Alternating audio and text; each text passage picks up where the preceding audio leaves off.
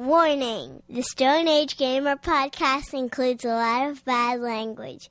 Cover your motherfucking ears.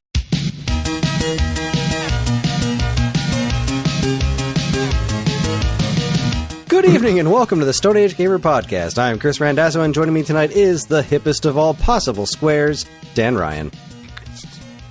Hip, how do you do the square thing? Like she did in Pulp Fiction. Hi. Right? Right. I just did a fucking triangle too! Or a fucking diamond. That's not a triangle. Triangles have three sides. There. Kikoho. There we go. That's some Dragon Ball for you. Boy. Tonight we're bringing you... Way to start with the visual gags, Kris! We just talked about this. I'm doing it just for the audio listeners. Oh, alright, I'll talk about that in a second. But yes, tonight we're bringing you the first entry in a new series called SAG Standounts. You could pick just 5 games to best represent a console. What would they be? Learn the difference between a Scorpion and an Aardvark, because the Stone Age Gamer podcast starts now.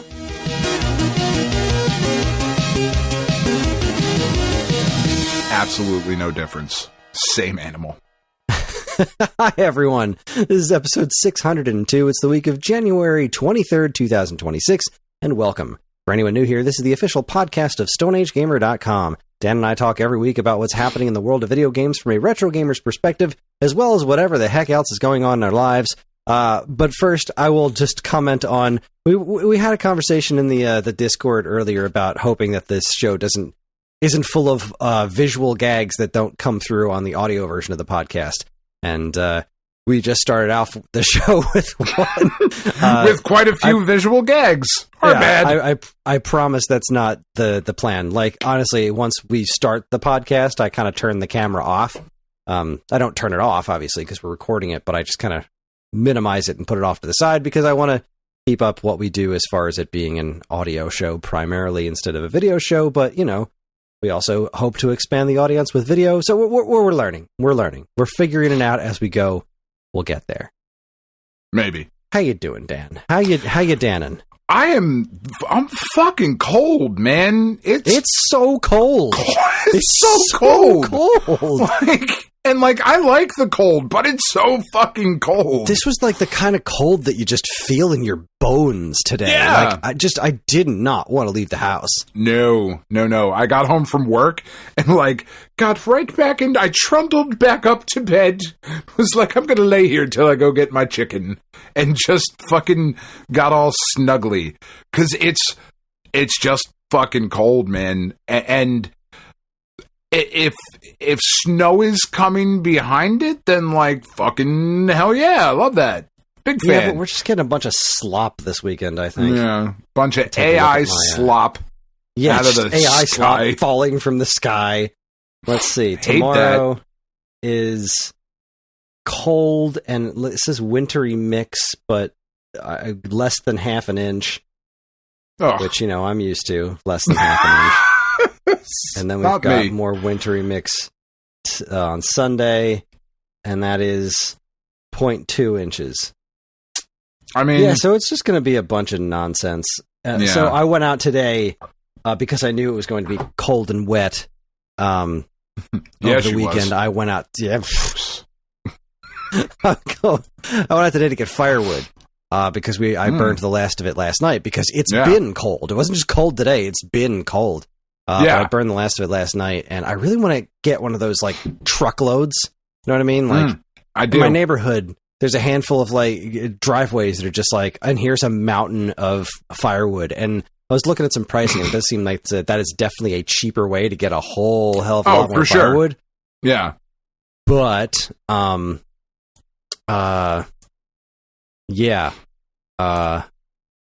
I wasn't able to get it today. So I just drove out and I just lost track. Completely lost track of the train of thought left the station. Sorry, a friend of mine just texted me and I was just like, wait, I was talking. I can't talk and read at the same time. So I went out and picked up. I went to one of these local places, some dude's house that just has one of those things with a bunch of $20 for this mountain of firewood. So I got $80 worth of firewood. I am set, and I am going to do some grocery shopping this weekend.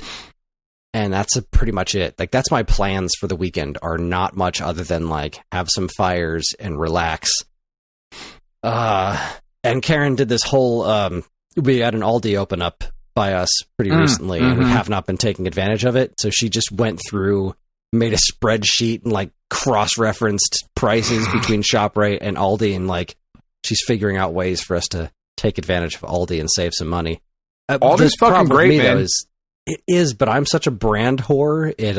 I hope that I can enjoy the foods that we get from there and not just be a sucker about it. But so Roddy and I just had that conversation. We went to Aldi like a week ago, just to pick up a couple things. By the way, frozen chocolate peanut butter bananas from Aldi are fucking outstanding. But we just had a conversation about that, and I think I realized the only thing I personally like am a brand whore for is cereal.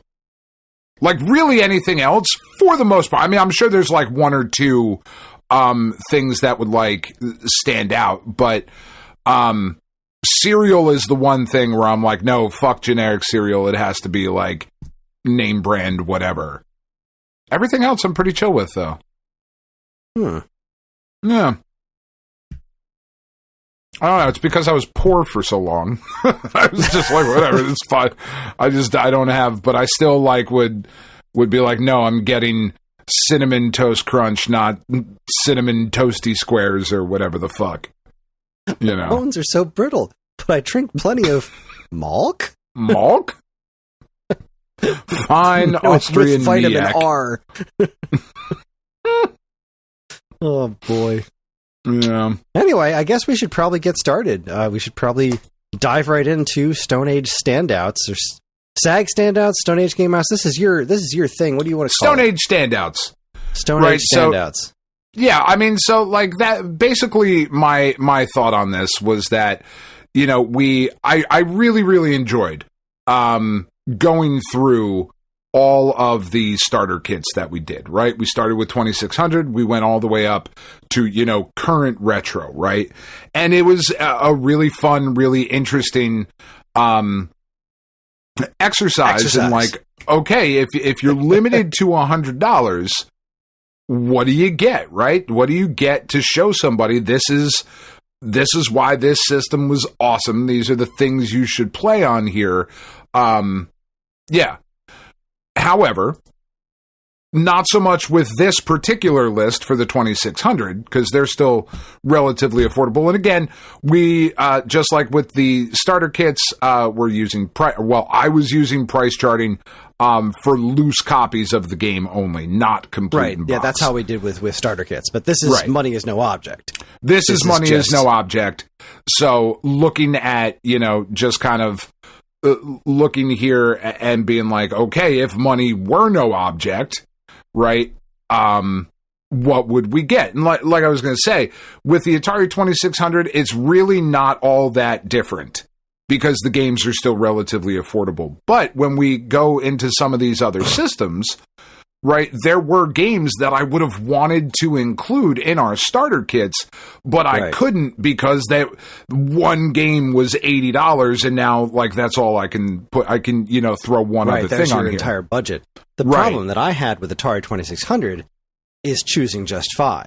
Right, because not only is the library so vast, but the games are so small, right? They're such bite-sized chunks. They are, yeah. I don't sit down and play one Atari game for like 4 hours. No. You kind of like rapid fire them. So choosing just 5 to properly represent the system was a real challenge for me. But I think I came up with some pretty good answers, says I. I did a kind of a cross between my favorites and a cross between my favorites and what I think are like the best quotation marks, you know what I mean? Like, yeah. Best representations of the different kinds of things that are out there. So, anyways, you want me to go first? Do you want to go first? How do you want to handle this? I'll go first. I imagine we're going to have a couple games that are similar. But then I'm more interested. So you have so much more experience with the 2600 than I do. And you'll be able to wax much more poetically about these games than I will, just because you've spent so much more time with it. Like, I mean, you're no Ferg, but like, really, who is? Exactly. Nobody is. He's irreplaceable. So, for the first game on my and so I'm going in alphabetical. Is that the way you want to do it? This is all pre-show meeting stuff that we don't bother to do, so we probably should have talked about it. I grabbed the stack of games next to me, so I have them in loose versus boxed, because that's how they stack. But sure, you want to go alphabetical? I'll alphabetize these real quick. Shouldn't take long. Okay. So alphabetically first for me. Well, also because like I don't want this to be misconstrued as us ranking our top 5 games. These are just the 5 that I would pick. So alphabetically first, for me would be Adventure. I feel that Adventure, kind of counter to what you were just saying a little bit there, Kris, right? So many of the experiences that you have on the 2600 are those bite-sized, quick-hit little experiences. And Adventure really is the antithesis to that, right? Adventure is the game that you spend a while with. And you don't spend 30 hours with Adventure, but you certainly spend more than 4 minutes. Right. I also think not just in because the game is really fun, like with its incredibly simplistic graphics, and you're a square and and they're ducks or chickens or whatever. They look like the fucking Dave's Hot Chicken that I just had. Like, even with the simplicity of it, visually, the storytelling that was achieved in Adventure is pretty fucking incredible. And I do think it's not just a really fun game, but also a really important game in the history of the 2600, the history of video games, all of that shit. So for those reasons, I think it has to make a list. Yeah, I am right there with you. Adventure was, in fact, the first game on my list as well. And yeah, so Adventure was one of those games that I was always very fascinated with when I was younger, and had a hard time wrapping my head around it. And this was kind of why I fell in love with Metroid, which is kind of an interesting connection there. Yeah. My problem with Adventure is that the castle doesn't line up logically. You know what I mean? You go into it and you go left, and the screen to the left is not what's next to that room. It's like it kind of warps all over the place. And I was never able to wrap my head around the lay of the land in Adventure, so I always had a really hard time with it until I was older and was able to like look online and see a map and say, okay, I can figure this out now. Because I used to always try to draw it and be like, but this room doesn't connect to this room. How is this possible? This doesn't line up. How could I do that? Yeah. I had I really struggled with it, but that experience is so important to the 2600 as a system, right? That's what gaming was like back then, and this is a really great example of that. I almost picked Raiders of the Lost Ark because we had so much fun playing that on the Pain in the Ass-thon years ago with Ferg. Right. I had such a blast doing that, like just figuring it out, you know what I mean? Like solving those clues with pen and paper. That kind of notion I find very fascinating, and that's a really fun thing about the Atari. Plus, also, I know this isn't perfect for the audio listeners, but I'm holding up the box for the game right now, and Atari 2600 box art is phenomenal. I love, especially these I don't know, I call them color boxes. I don't know what their official name is, but the first party Atari titles, the artwork on these things is great, and I've always loved this art because the dragon that's on it is so weird. It's like going through the maze, but it's like it's got all the little loops of his body like going throughout the maze. I've always thought that was a really cool look. And it helped lend to the just what the using your imagination to fill in the blanks in the game itself, what those dragons looked like, and the damn bat that would steal your stuff, and picking up the bridge to cross things, and of course the Warren Robinette secret room. Like, there's so much cool stuff in here. It is an extraordinarily important piece of video game history. And again, like I was saying about Metroid, like that's when I first played Metroid and I started drawing the map, and the map made sense. You know, the rooms actually connected to each other in that way. Same with The Legend of Zelda. that was the watershed moment for me. Of like, oh, okay, this actually, I can understand the geography in this one. This is great. But yeah, I learned it from Adventure. Just confused the heck out of me as a kid, but I was always so drawn to it. Yeah, Adventure, great pick. It's a great game, and one of the, I didn't pick anything for this list that I don't think, and I don't know that it'll be the case in other lists that we do, but everything that I picked for this one, I legitimately believe holds up. You know, like even with an Adventure, I think is maybe the one that's closest to not holding up. But I think it's like as good and as enjoyable today as it's ever been. I concur. So yeah. So second game on my list, and I'm guessing this is on your list, but maybe not. That would be the cleverly titled Shoot Rocks, also known as Asteroids. Oh, I struggled with this one. Actually, hold on a second, because I know this will. You talk. I'll be right back.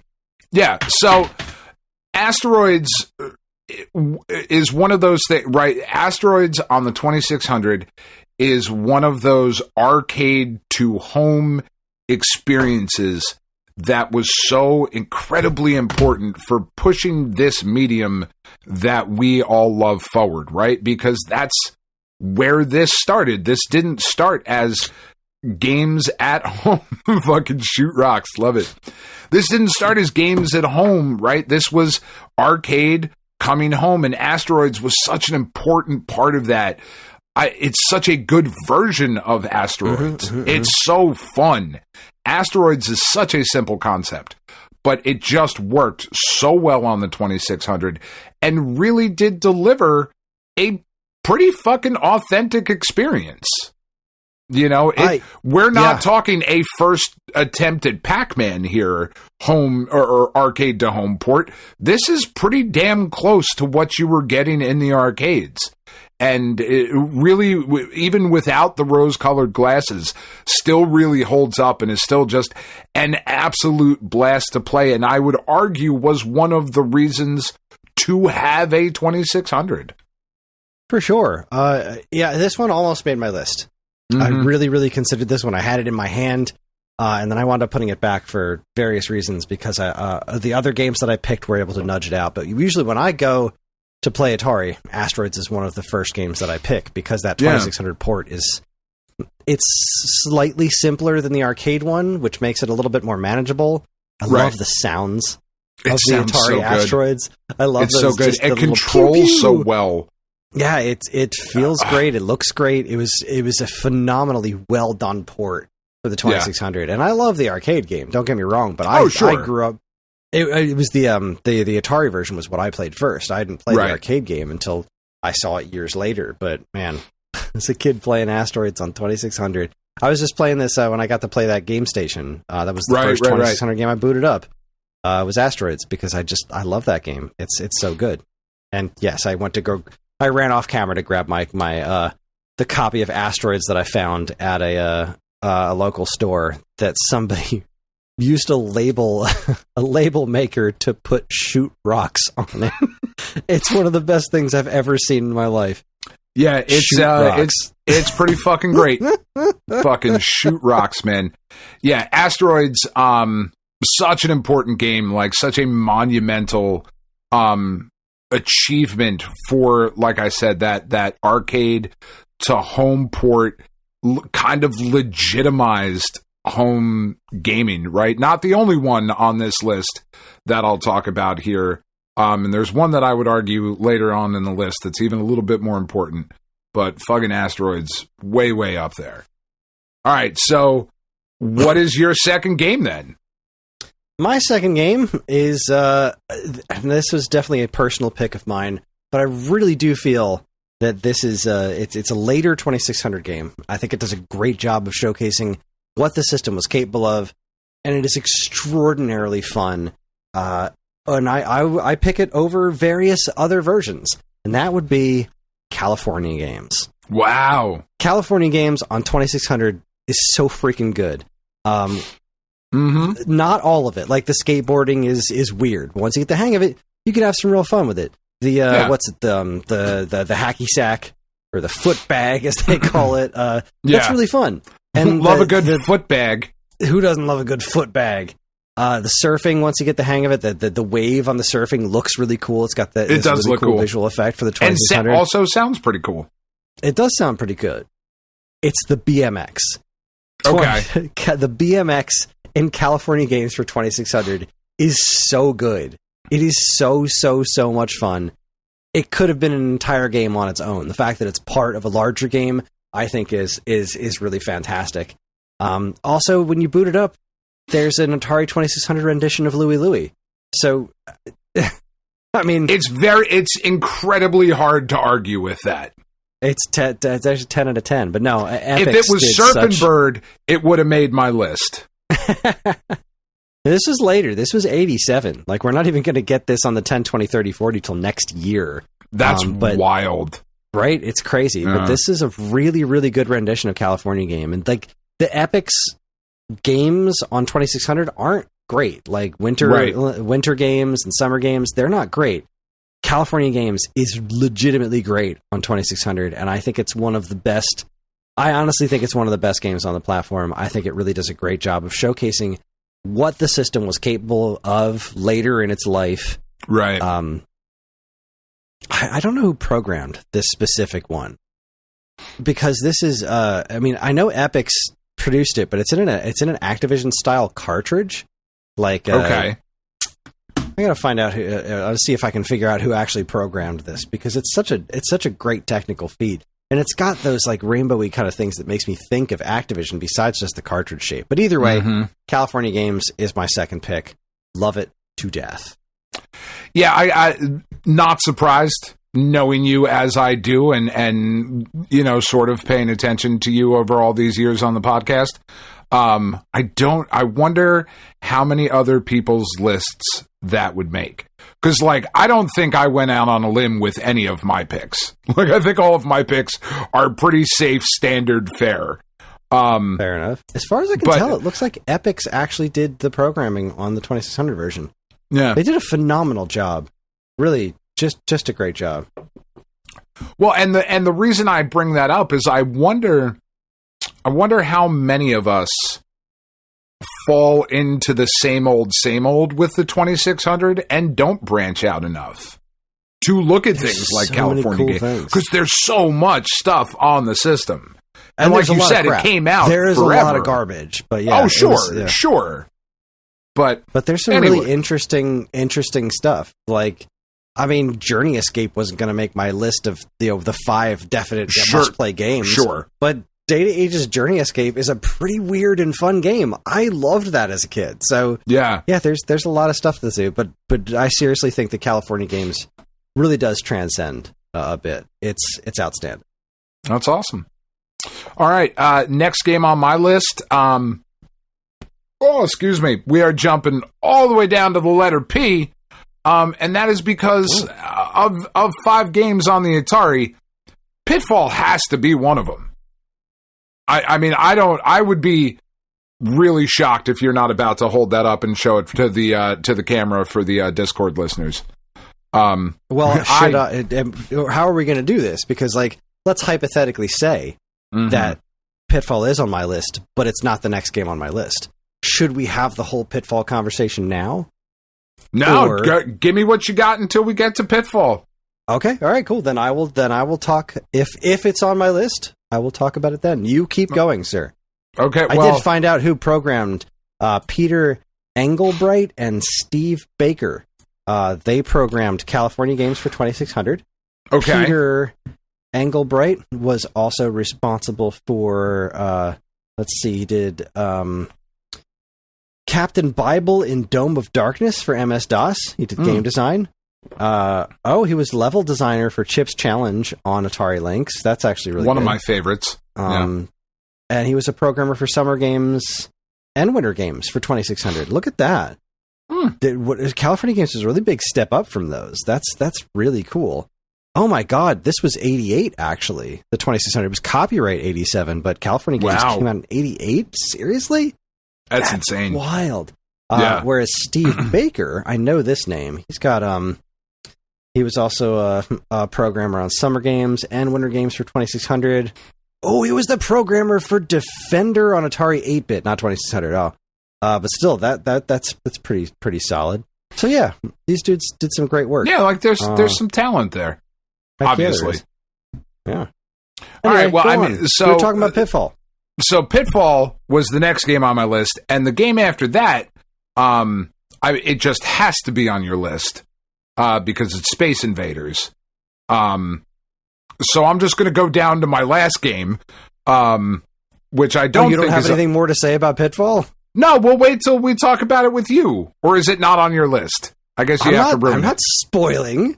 We'll spoil nothing, sir. Okay, so I'm just going to jump down to that you didn't give anything away there. You're like a steel trap. No one has any idea, Kris. I wonder. I am a mystery wrapped in an enigma, wrapped in a Stone Age Gamer t-shirt. Wrapped in a Stone Age Gamer t-shirt. So wrapped in a warm hug.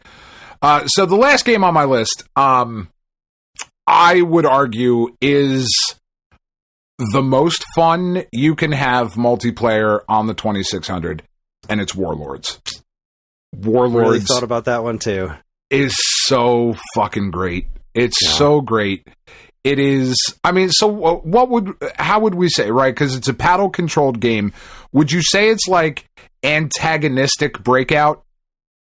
Like adversarial Breakout? Is that a fair simplified way to, because that doesn't exactly get it, but it's like a 4-player competitive Breakout. Yeah. So just bouncing shit around, trying to destroy 3 other people's castles. You get 4 people in a room. I don't give a fuck how old you are, what games you've played, what you've grown up on, what you're used to. Warlords is fucking awesome, and it takes going to have fun. Yeah. As long as you've got that paddle controller in your hand, it only takes a moment to get used to. Now, if you don't, you're playing it on, say, Atari 50 on the Switch, and you've got an analog stick, it's never going to feel as natural as using that paddle. But if you've got that paddle controller on a 2600, it takes moments to get used to, and you're good to go. Fun will be had. Yeah, it is one of those games where literally anyone can jump in and immediately start talking shit and having a good time. It's just a blast. It's an absolute blast. I think it is a must-have. It was on my starter kit list.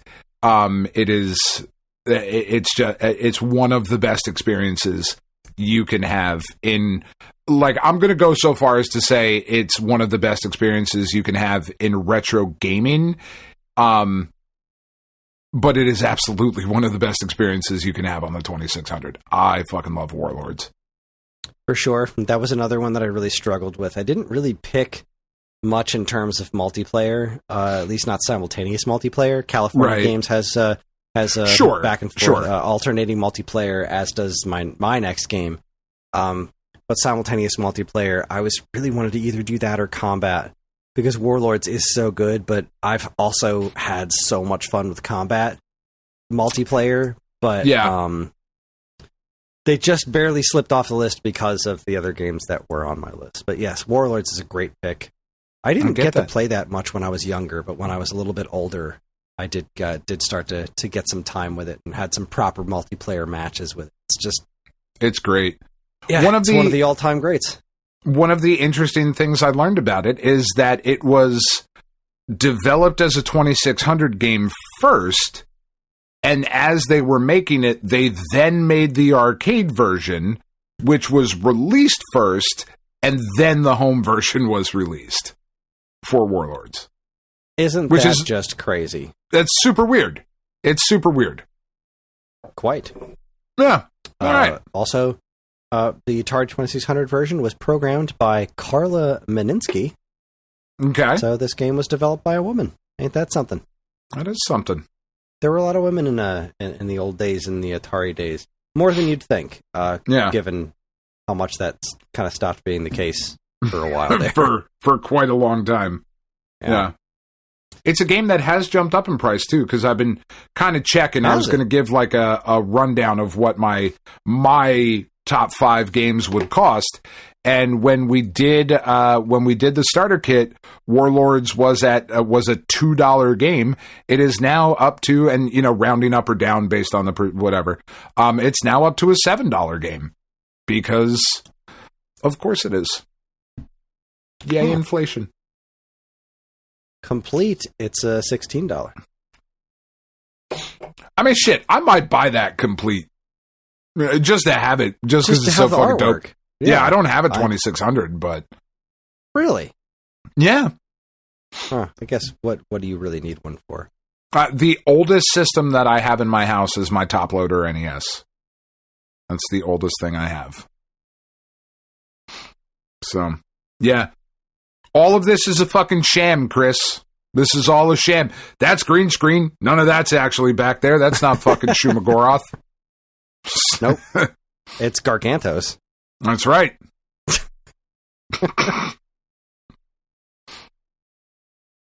Anyway. Liquid refreshment. Anyway, all right. Good pick. Yeah. So my next one is actually... I don't know how to build this up. My next pick is Junior Pac-Man. Okay. I wasn't sure. I knew you were going with a Pac-Man. I wasn't sure if it was going to be Junior or Miss. It's not going to be the original Pac-Man because the original Pac-Man, for as important as it is, it's not a great game. It's a really fun game. I had a blast with it when I was a kid. Sure. But, if you didn't know any better. Ms. Pac-Man is actually quite good on 2600. Yeah. But this game, Junior Pac-Man, is a marvel. This game is so freaking good. The screen scrolls, which I know is one of those things that some folks don't love about a Pac-Man game, but the arcade version also, the whole thing was that the levels were too large to fit on a single screen. Right. And the way it's programmed is it's not so bad where you can't, it's not the end of the world that you can't see the ghosts at all times. Now, I know there's a lot of I think it does change things a bit when you can't actually just see the entire playfield at a glance.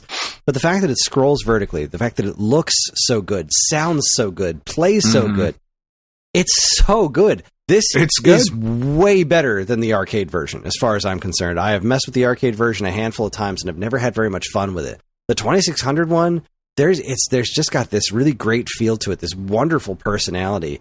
And when you're thinking about these kinds of games from this era, Pac-Man's such an important thing to consider for that. And if I had to pick one for 2600, I picked Junior Pac-Man every time. Again, it was kind of a hard choice because there's so many in the spacey shooter arcade style genre that I wanted to pick, but I didn't want to just pick 5 of those. So that's why stuff like Asteroids took a back seat, and I was like, well, I got to pick something like Pac-Man or Dig Dug. And honestly, of any of those kinds of games, the Junior Pac-Man is so good. This is my copy from when I was a kid. For anyone listening to the audio one, the labels all torn in these corners because these later ones, these red label guys, they had like the cartridge shape underneath was these corners are hollow. Yeah. And just being a kid, I couldn't resist poking through it, which really bothers me.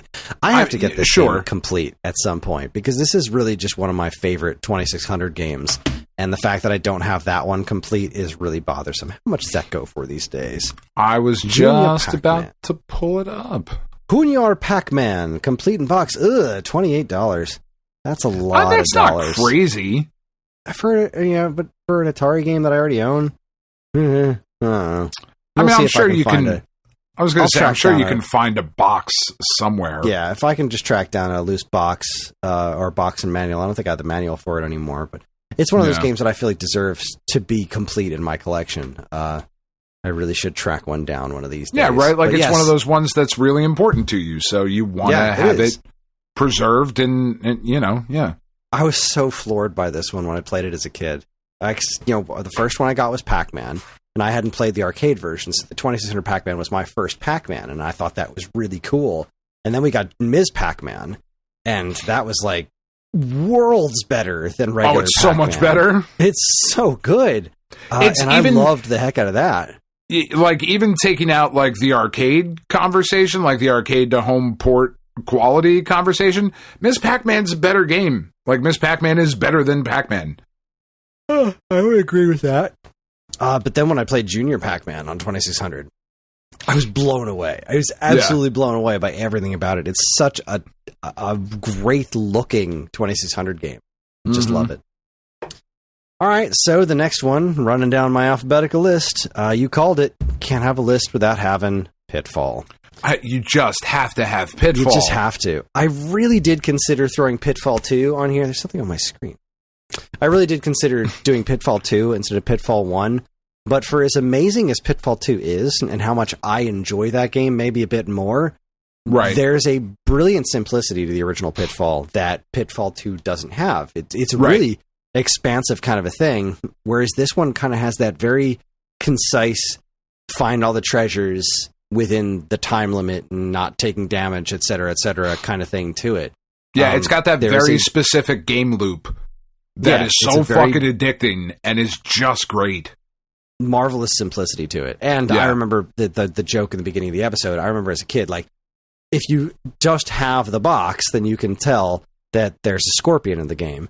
But if you didn't have the box and you were like me and you just played a loose cartridge, the loose cartridge just has a screenshot on it. It doesn't have the artwork. Right. And I thought that little thing down in the bottom was an aardvark, not a scorpion. I don't know why. It doesn't really look like an aardvark. I don't know what made me think that it was, but it's that's what I thought it was. It looks more like an aardvark in the actual game, because I'm looking at this on the cartridge, and even with all the Actiplaque, I can tell this is not an actual screenshot from the game. The Actiplaque? Is that what that's officially called? It's what it's generally referred to. That.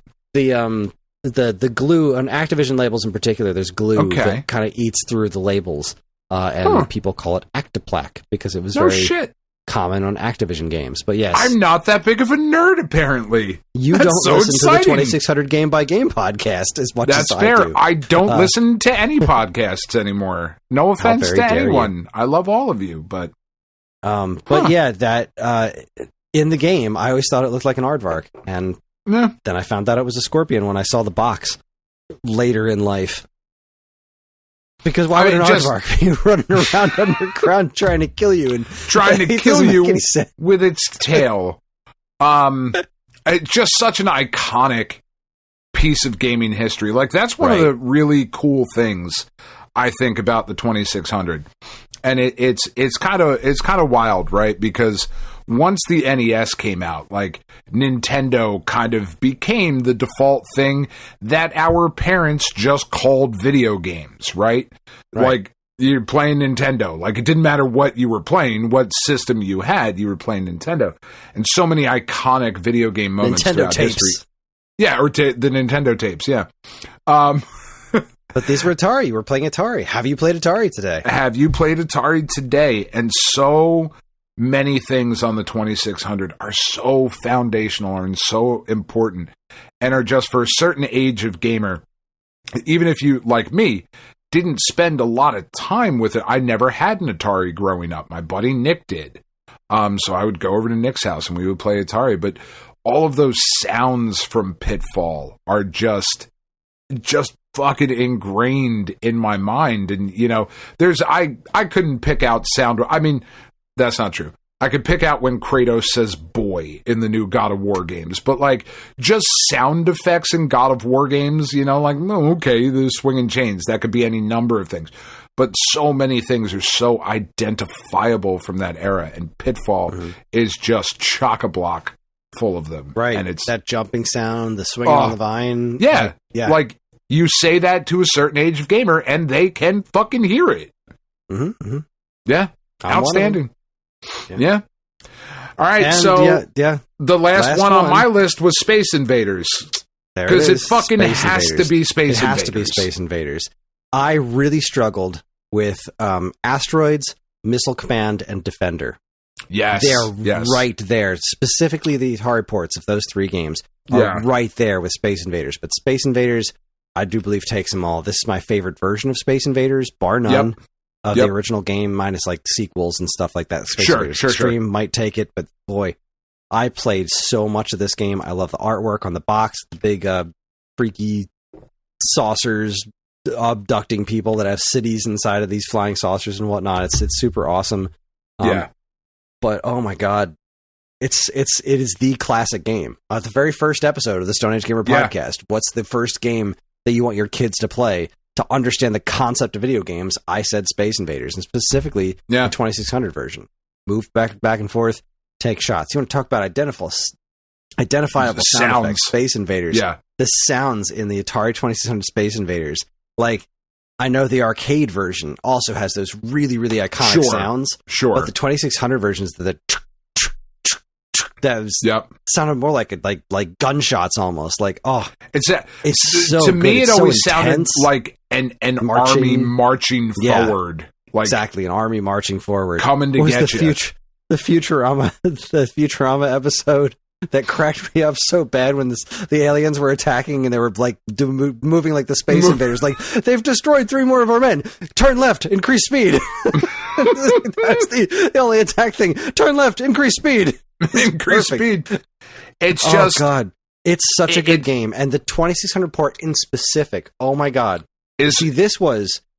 Sorry, go ahead. Flawless. No, I was going to say, like, the 2600 port is the arcade experience at home, like the selling point of video games, right? There are so many different variations that you could do in this that were not like... This wasn't just the arcade at home. It was the arcade at home, but better, because you could do all the weird variations with the different ways the bullets moved. You could make your ship double wide. You could make your ship invisible. You could make the invaders invisible. There were all these different things you could do in the 2600 port of Space Invaders. This is a completely unique version, and it was such a huge get because Space Invaders was just a massive thing in the arcades, and that Atari was able to get the rights to put it on their home console. God, if they had done Pac-Man as well as they had done Space Invaders on 2600, I really wonder how things would have changed, right? Because would we have had a crash? Right? Who knows? I mean, maybe, but getting those games and porting those to 2600, Atari did such an amazing job of doing other people's games on their platform. Especially like Asteroids was their game, right? Asteroids is an Atari property. Right. Space Invaders is Taito, and they did they knocked it out of the park with this. Same thing with Defender. Defender was such a challenging game to put on the 2600 because the way it's very specifically controlled in arcades. You could argue that the essence of what made Defender so good in the arcades was lost in the 2600 point, but I heartily disagree with that. I vastly prefer playing on the 2600 because it's still a crazy challenging game. I'm just not struggling with weird controls anymore. I'm just using a joystick, and the sounds in Defender. Oh God, Defender is so good on 2600. But Space Invaders, but it's so really different. It's just so different. Yeah. It is and it isn't, you know, because you're not using 2 buttons to move your ship, but the same basic premise of like flying around, using the bombs, saving the people getting turned into evil aliens and all that stuff, having the radar up on the top. It upset me so much every time I played Defender and I didn't save them. And you didn't save the people. I was so upset. Oh, I hate it when they get abducted. You hear that sound of them getting abducted and then being carried up. They're like, no, get them, save the people. Son of a bitch! But God, Space Invaders, like I don't think a list of like the best Atari games is a legitimate list of Space Invaders is not only on there, but if it's not number 1, you better have a really fucking good argument as to why it's not. And I know that a lot of people will make the argument that there are other games like Space Invaders that do it better, and I disagree. I adore Mega Mania. Sure. But I think Demon Attack is spectacular. Gorf is very good. But those games aren't Space Invaders. There is a brilliant simplicity to Space Invaders that works so extraordinarily well on the 2600. Just because those other games are more complex, I don't think makes them better. Doesn't make them better. I cannot go to the round 1 at the Deptford Mall and play Glorf or fucking Demon Attack on a giant screen. I can go play Space Invaders, though. It's Gorf, not Glorf. Gorf. Sorry, Gorf. I said Glorf. How do you not know drunk. Gorf, Dan? I do know Gorf. I'm fucking drinking. Glorf. You should have heard I went on a whole fucking rant earlier. I'm surprised I can even talk. Roddy was talking about some Transformers bullshit and Optimus having lips under his fucking faceplate. I fucking lost my mind in the car. It was great. I absolutely, like, Penn is in the back of the car fucking yelling about how this is, like, I was the same level of fucking apoplectic as I was about the nipples on the microphone with the Donkey Kong Country shit. And I'm fucking driving and screaming at the top of my lungs. I'm shocked I could even fucking talk. I was so angry. But yeah, like but to my point, I can't play Gorf. I can't play Glorf. I can't play fucking Demon Attack, but I can drive down to this gigantic arcade that's like 40 minutes away from my house. And I can play a huge modern version of Space Invaders that's really fun and really fucking cool. Oh, Space Invaders Frenzy? Yes. On the giant, 6-foot screen? It's awesome. Oh, I love that game. It's like a cross between Space Invaders and Missile Command. It's amazing. But to my point, it's not fucking Gore Frenzy. No, it's Space Invaders. Because it's Space Invaders. Space Invaders is the classic, yeah. Like, if you're arguing against it, you're just being a fucking contrarian. You're wrong. I'm sorry. I love you. What was it in the Namco DLC? There was some really interesting stuff about the ports of Galaxian on 2600. I think they were working on a Galaga 2600, I think. Really? It's Xevious. Sorry, I was thinking of I do like Xevious a lot. Yeah. Yeah, so there was a Galaga 2600. I think this is a homebrew thing from later, because there is a Galaxian 2600, which is quite impressive. And then there was they were actually working on porting Xevious to 2600, and you can see some gameplay footage of it in Atari 50, and it's like you can see why they canceled it, because it's like this just doesn't quite work, right? But it's still so impressive. Like when you see it in action, like, boy, they came really close to making that work. That's wild that they came this close to making Xevious work on Atari 2600. It just doesn't quite get there, but man, is it cool. There's some as great as Galaga and Galaxian are. Space Invaders, and this just not Space Invaders. Space Invaders is just one of the best. Yeah, there you have absolutely love it. Yeah, that's it. That's the first Stone Age standouts in the books. I'm going to run down my list real quick and give you the valuation on them according to price charting right now. Just out of curiosity, not that money is the important thing here, but I guess this is just a way to compare which one of us is an expensive or cheap date. So my list here, again, just alphabetical, not importance-wise or any sort of numerical order. Adventure, Asteroids, Pitfall, Space Invaders, and Warlords, which you could pick up for a grand total of $55 today, according to price charting. Well, how much is Adventure going for? Wow. Adventure's $17. Complete copies of Adventure going for $60 now. Yeah. New, it's like $1,100 or some nonsense. Yeah, it's $1,800 for a new copy of Adventure. I mean, I'll shrink wrap it for you. I don't, you know. Well, it didn't come shrink wrapped, I don't believe. I think this is one of those ones that originally came glued shut. Oh, no shit. Yeah, a lot of Atari games came with these like flaps across the back that were glued. They didn't have like the hang tabs would go right on the cardboard. Some of them were shrink wrapped. I don't believe this was. But anyway, I didn't do the math on my stack, so you're just going to have to deal with it. I don't know. That's all right. Again, these are not things that we discussed beforehand, and we probably should have, but then it wouldn't be this show. Well, California Games loose is about $8. Junior Pac-Man is $13, so probably about the same-ish price. Yeah, right around 50-something bucks. Yeah, right around 50-something bucks. No, we're talking about the same. Yeah. About the same situation there. Okay. Well, I guess that wraps up the first segment. That wraps up this, so we're going to take ourselves a quick break. When we come back, we are going to talk about week-old news, talk about what's been going on in the news as of last week when you're listening to it, as of today when we're recording it. You're listening to the Stone Age Gamer podcast from geekade.com. Stick around. Smooth as fucking butter. Silk. Oh, that's me. Silky butter. Hey, I'm Ryan. And I'm Andy. Neither of us are David Crane, but we are the hosts of David Crane's Amazing Movie Time.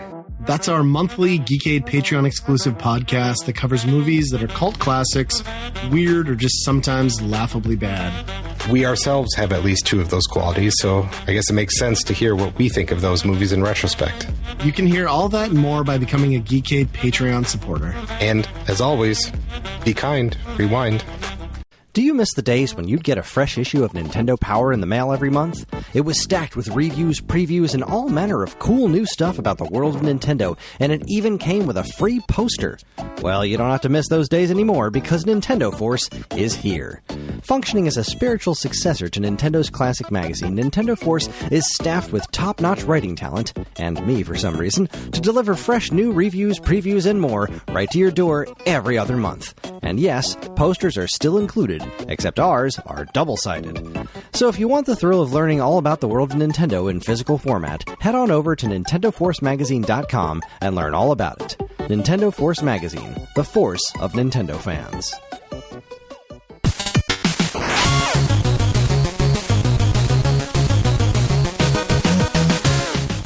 All right, everybody, we are back. We have returned, and it's time to move on to our next segment, almost, because we forgot to do something.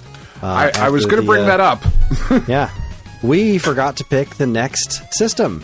So where are we going we forgot next? to go over the listeners. Oh my god, yeah, we did. We suck. All right. Yeah. Well, it's a new segment. Oh, I don't want to get we're schmutz getting, on my new felt pad here. Getting back in the swing of things. All right, so let's go over the listener ones first. Let's do that. The Stone Age Standouts here. I posted this way too late in the day. So, like 20 minutes ago while we were recording. Yeah, like before we started, like really maybe an hour at most before we started recording. So let's see. We've got Genix was the first one to jump in and say all Circus Atari. So 5 copies of Circus Atari. Well, fair enough. Not wrong. Then he said beat 'em and eat 'em. Excellent choice again. P2Mc28 chimed in and said, I'm still a noob at Atari 2600, and this is exactly the thing, along with the OG starter kits, that I love to help add to my collection. I really hope that this helped, because I think we did a pretty good job. That's what we're here for. Scion Storm went with Warlords for the multiplayer, Circus Atari, Yar's Revenge, Asteroids, and Breakout. These are great picks. I probably would have went with Super Breakout over Breakout. But no Space Invaders. Yeah, no Space Invaders. But I respect these picks. Circus Atari, having Circus Atari and Breakout on there, like they're similar experiences. I adore Circus Atari. I really do. But I feel like Breakout does what Circus Atari does a little bit better. There's a degree of unpredictability to Circus Atari that's always bothered me as far as it being like something I can never feel like I'm being good at. It is one of my personal absolute favorite 2600 games. But yeah, it's pretty great. This is a very solid list. Highfalutin, highfalutin.tar.gz. Sure. He's Avatar Space Ghost, so he rules. I haven't played nearly enough 2600 games. The only standouts to me so far are Pitfall and Adventure, which made both of our lists. So you're in good company there.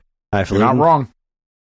Let's see. I need to move you. So I'm looking at the Discord, and I still have you on camera, but it's covering up half of what I'm trying to read here. All right, Genix actually chimed in for reals this time. Said, so I don't know if I'd consider all these essential for everyone. Most of them have probably appeared on a starter kit list before and aren't the most expensive, but these games hold a special place in my heart. I never had a 2600, but the neighbors did. I had heard of Atari, but I mostly just played my Vectrex or the old Pong machine my dad had in the closet. Seeing 2600 in action had me mesmerized. The Vectrex might be my first love, but playing that 2600 solidified gaming in me for life. Here are my favorites that I played at my neighbor's house that sucked me in. Ooh, this is a good list. It is. River Raid, Keystone Capers, Hero, Pitfall 2, Lost Caverns, and Asteroids. That's a good list. River Raid is a classic. I'm not overly familiar with Keystone Capers. I have it. I've played it once or twice.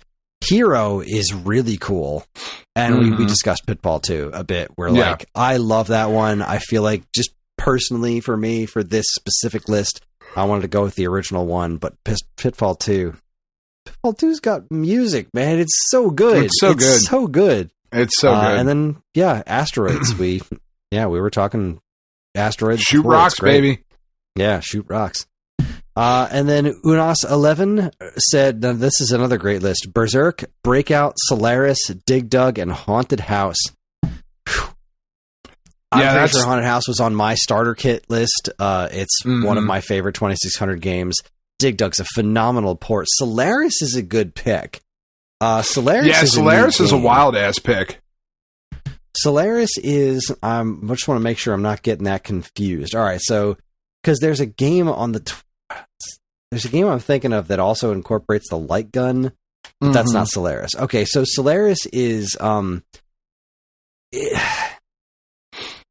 want to say it's like Space Harrier crossed with Space Invaders, kinda. Solaris is a really neat game. And it looks amazing on the 2600. This kind of like behind the ship view, the way that it scrolls really smoothly. It is an outstanding looking 2600 game. Yeah, Solaris is great. Yeah, it's a cool looking game.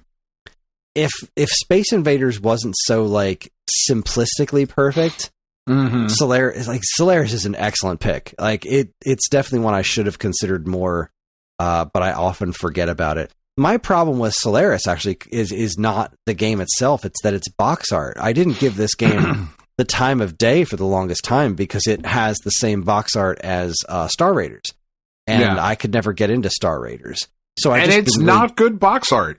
Like it just comparatively speaking to other 2600.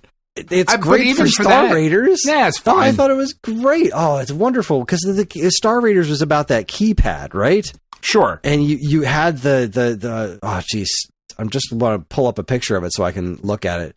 So it's like it's a cockpit view of like a spaceship, right? So you're pulling right into that Star Wars look straight out of the gate. You've got a ship being blown up and you like pushing buttons. It was so exciting. The box art was a big part of what drew me to Star Raiders in the first place. I remember seeing this one at a store and seeing the really thick box that came with the video touchpad, and I thought, I really want to play this because this looks ridiculously cool. And then I got it, and I just couldn't get the hang of it because maybe because I was a kid.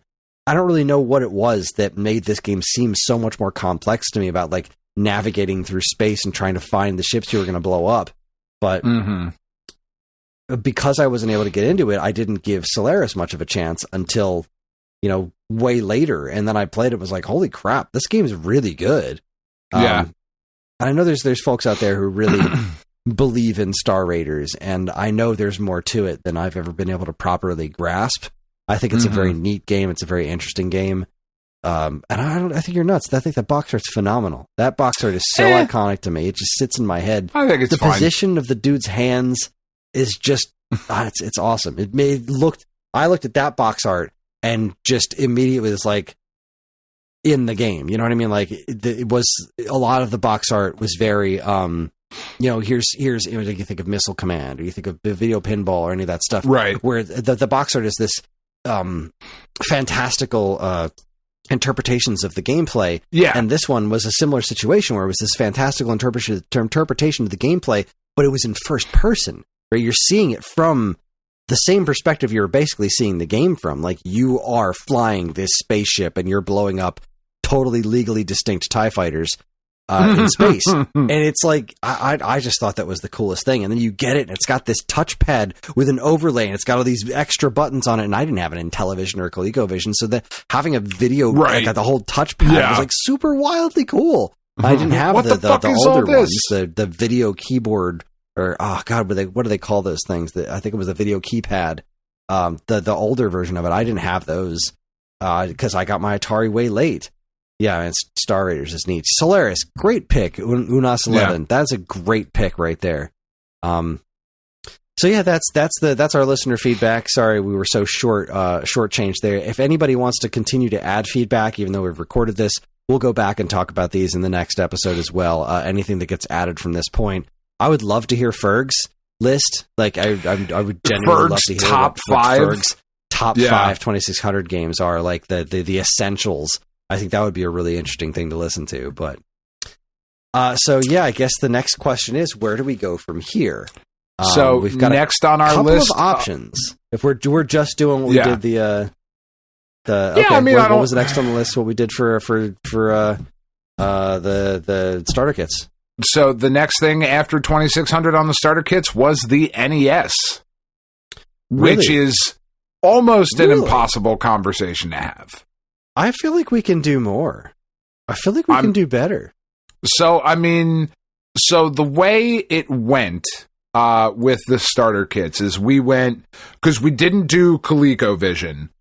We started with 2600, and then when NES, Master System, Game Boy, Lynx, Game Gear, like we hit that generation in that order. Mm-hmm. What would you want to add?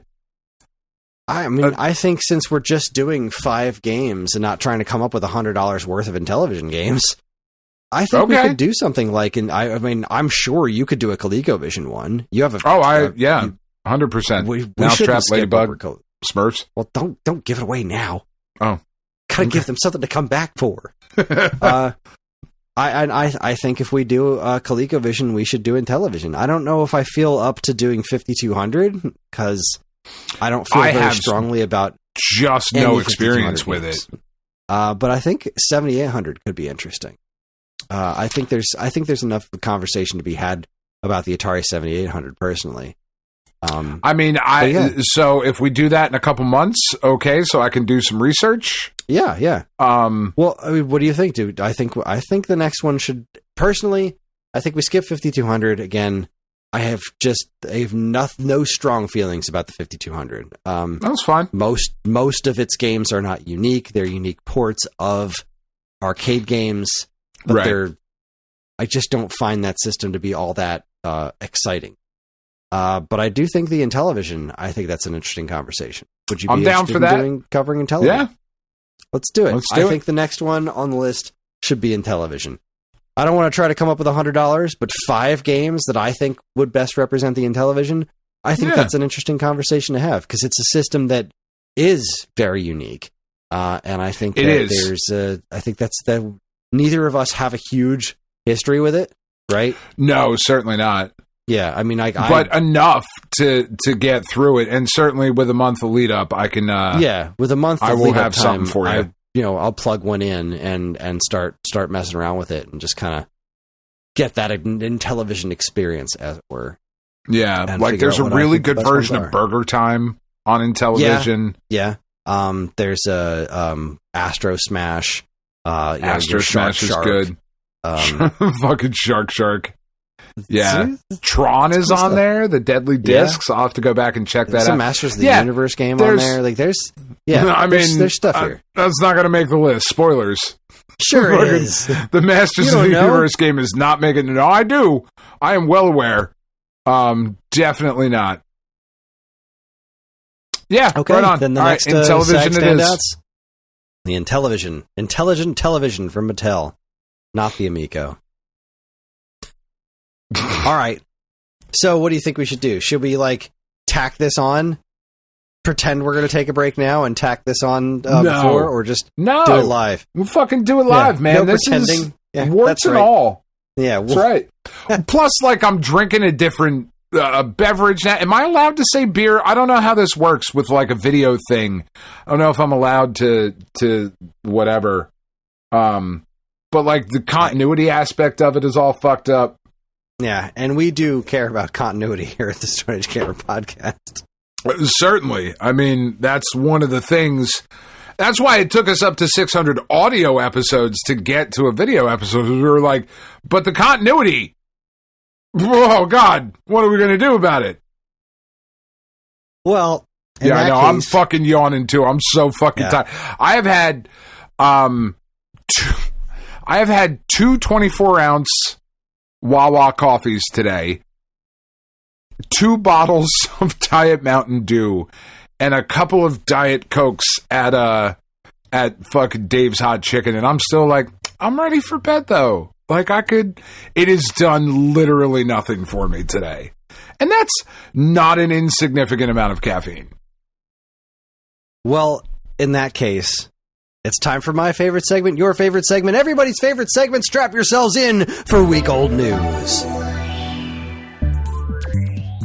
Welcome to Week Old News, where we discuss all the news that was new a week ago. First and foremost, I'm going to jump in first. I'm going to jump in and start talking. I'm doing it raw. Okay. Nintendo Life reports Armature Studio, founded by Metroid Prime devs, has been shut down. This is a little bit of a heartbreaker. Armature Studio, it's a heartbreaker because of why they shut down. But Armature Studio, I want to get a list of their games, because I am familiar with them, but I can't remember specifically what games I'm familiar with them for. Anyway, I don't know. Nothing here is jumping out at me. I think they were involved in Recore. Yeah. The fact of the matter is that these guys, originally founded in 2008 by ex-Retro Studios developers Mark Pacini, Todd Keller, and Jack Matthews, Armature has primarily worked on ports, starting with the PS Vita version of Metal Gear Solid: The HD Collection. And this is where it all went awry. It soon ventured into the world of VR and was acquired by Meta Platforms in 2022. Yep, but as we all know, they didn't. The VR didn't take off the way that everybody thought it was going to take off, and Meta in particular didn't go anywhere. The metaverse, so they're toast, and that's a bummer. It sucks. It really, really does suck. Yeah, it does. We're still not there with VR stuff. I don't know when we're going to get there. I don't know. Because I do think we're going to. I don't think we are. I don't think it's going to happen. I don't know, man. I want to live in the future that the Lawnmower Man predicted. That is where I want to be, Kris. I want to be Job. That's what I'm looking for. I want to hang out with Pierce Brosnan and get smarter. I think we'll get there. I think there's going... And maybe not. Maybe VR isn't the thing, right? Maybe augmented reality gaming becomes a thing with like smart glasses. Because so I'm super concerned about the spy tech future that we're rapidly moving towards, to where like everything is a camera and everything is a microphone and everything is recording all of the time. That does kind of like, not for anything I do personally, because whatever the fuck, I don't care, but just for where that puts us like as a society. I don't know that I necessarily love that. All of that said, I really would like a pair of AR glasses. I think it's fucking cool. I just like... the fucking that episode of Parks and Rec where Jason Mantzoukas is the cologne magnate dude or whatever. He's like, send it to my right eye. I'm watching porn on my left eye. Like I not that I necessarily the future that you want.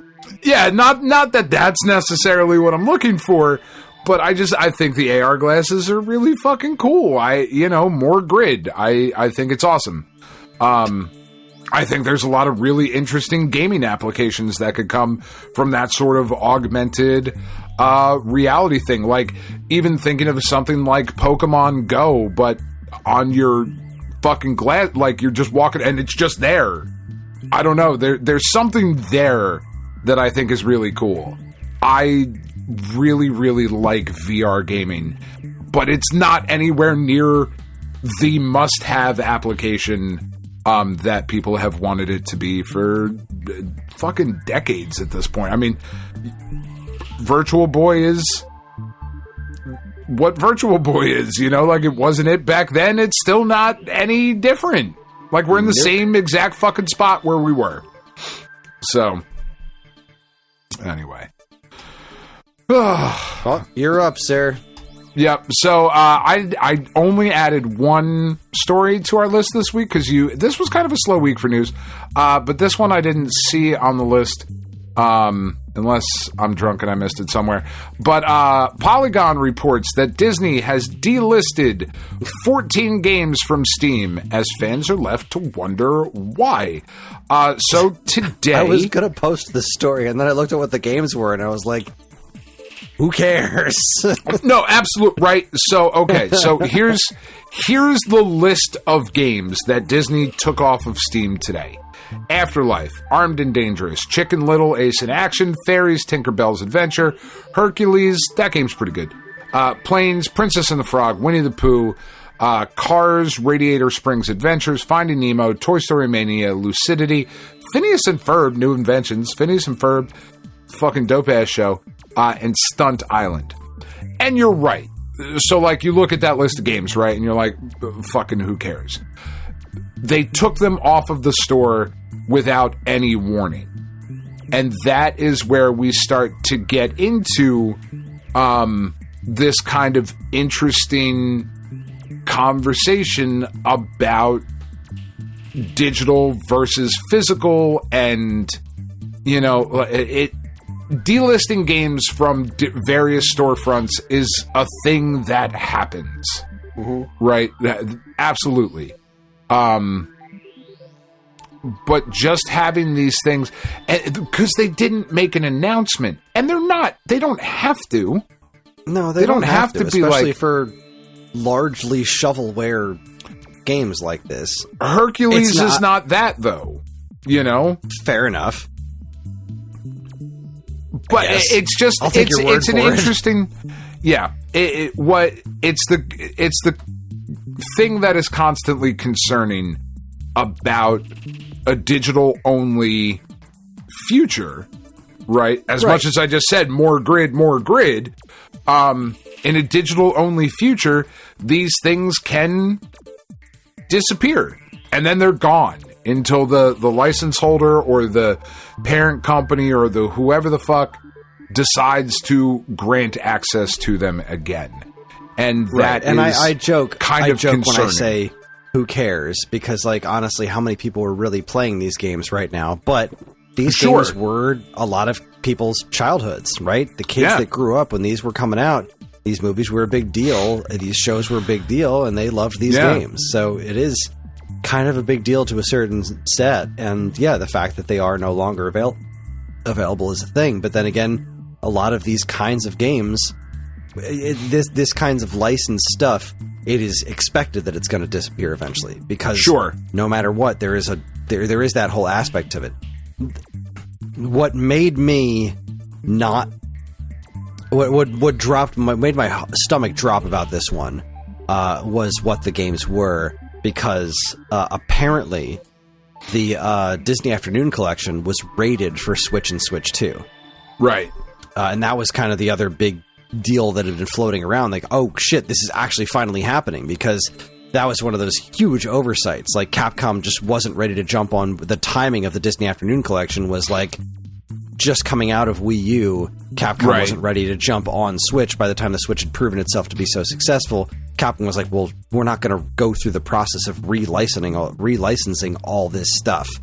However, there seems to be a new publisher attached to it, which is, I believe, why this is happening now. And I thought, I wonder if those games got delisted from Steam because they're going to get re-uploaded from this different publisher. But that's not the case, because it wasn't these same games. But that is another news story that happened. It is. Apparently, we'll see. Theoretically, the big old rumor, Disney Afternoon Collection coming to Switch and Switch 2, I'll buy it immediately, because I want to. Yeah. DuckTales is great. More and places it's like to play $5. DuckTales, more gooder. Yeah. Hell yeah. Twice on Sunday. Mm-hmm. All right, moving on. GameSpot reports new Legend of Zelda Lego set recreates one of Ocarina of Time's most memorable scenes.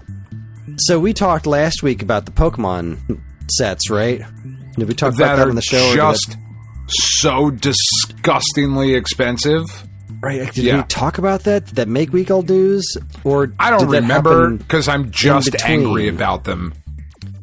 Fucking $650.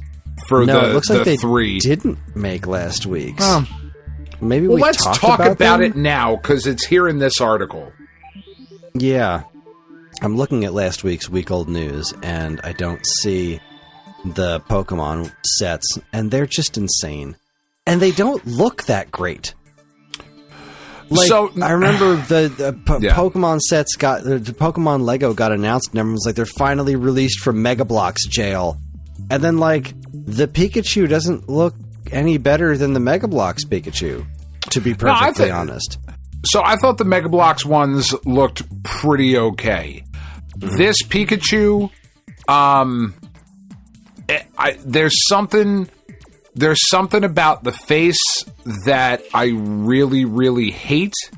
The one thing that I really like that they got right with this Pikachu set is that you can make it either a male or female Pikachu, because it has the 2 little different tail nubs.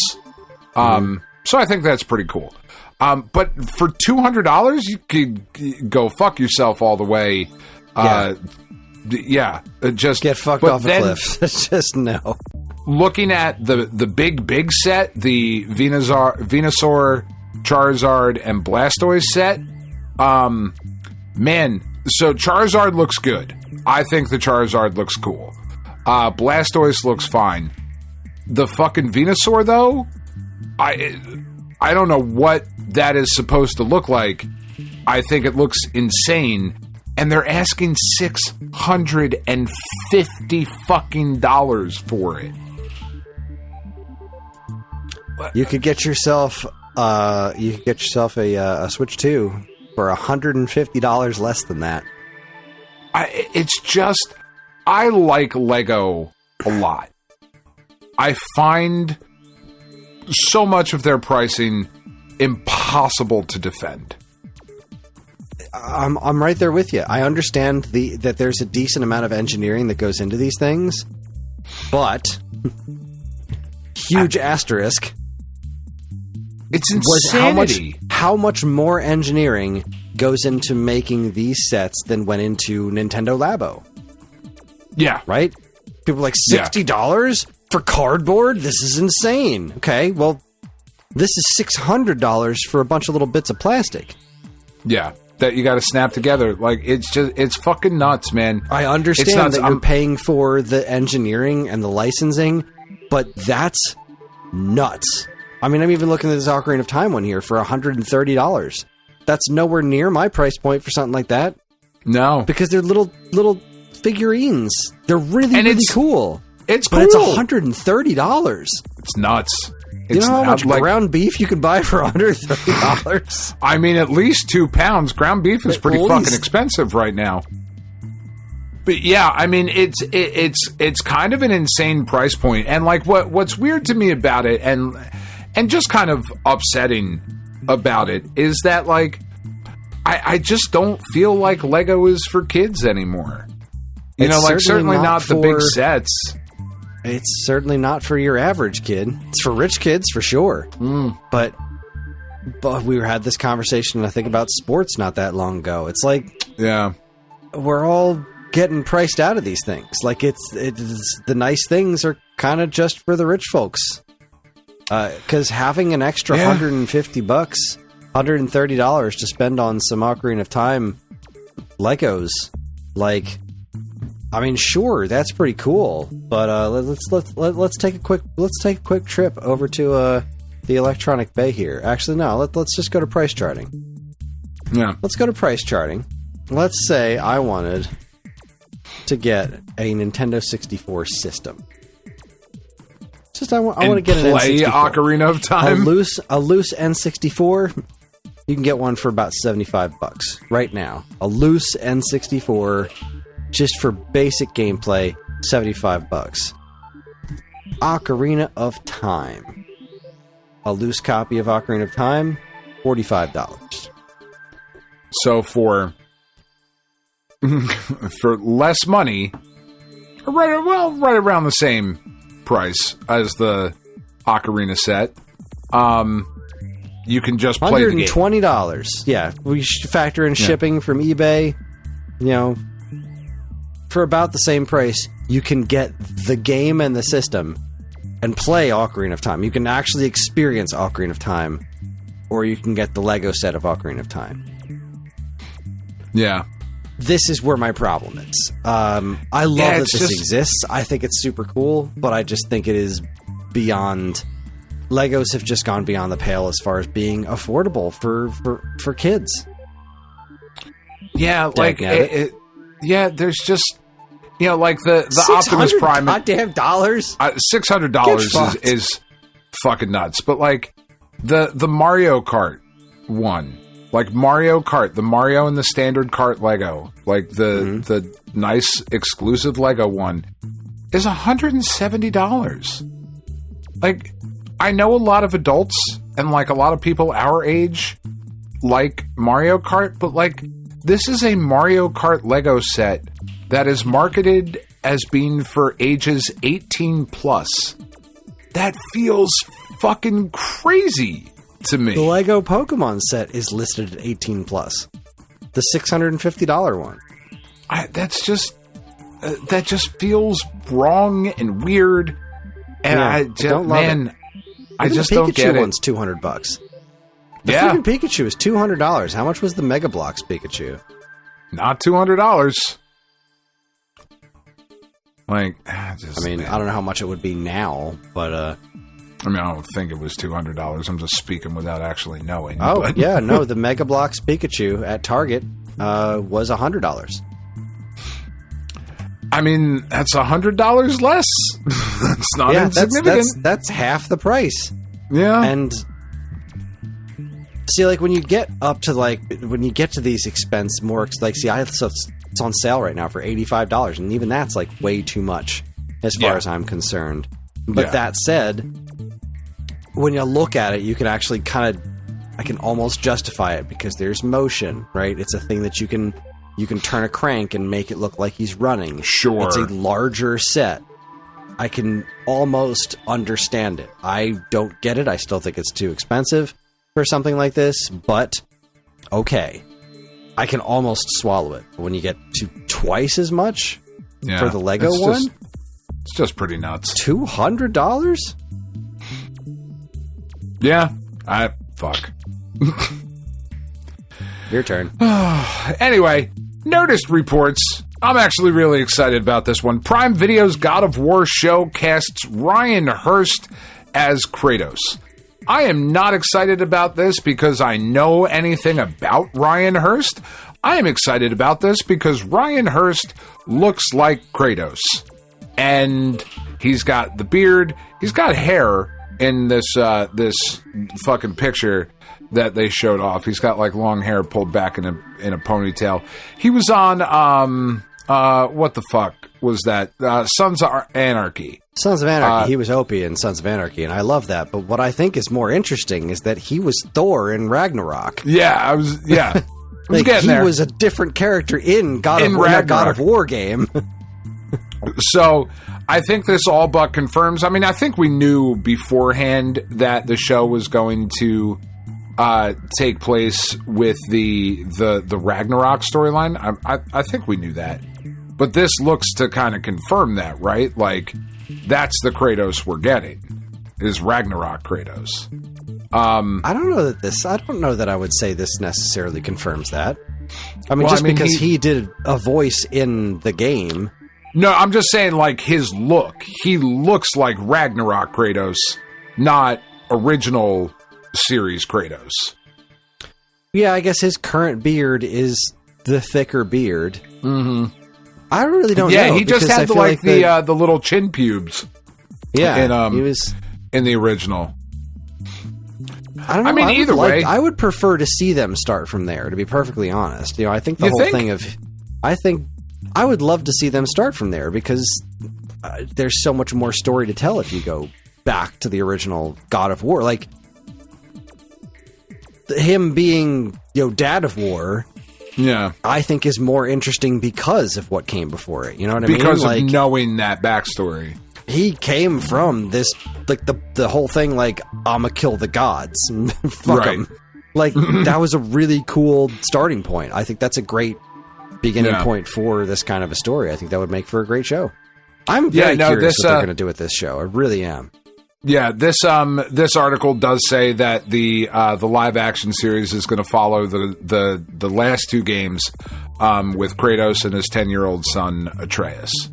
Okay, fine.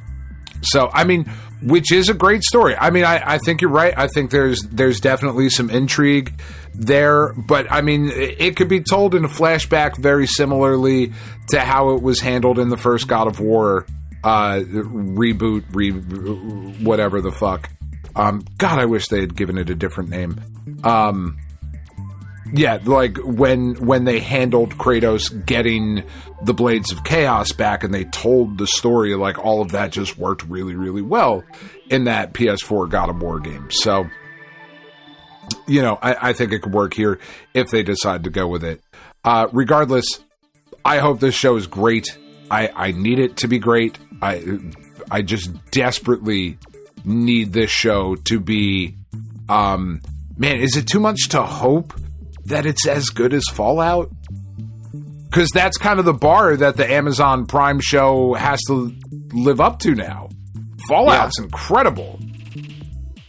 You know, I'm looking at fucking Deathclaws last week. Like, what the fuck? Like, seriously? This is what we're doing? Holy shit. This is amazing. You know? We'll see. I haven't started season 2 yet. It's not a spoiler for anything. Like, they're... Yeah, I've seen them in the news posts. Yeah. That was a thing. Yeah. No, did we not?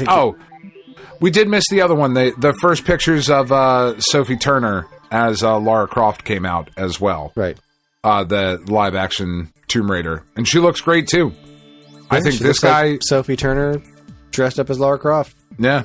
This dude looks great as Kratos. I think she's going to be a really good Lara Croft.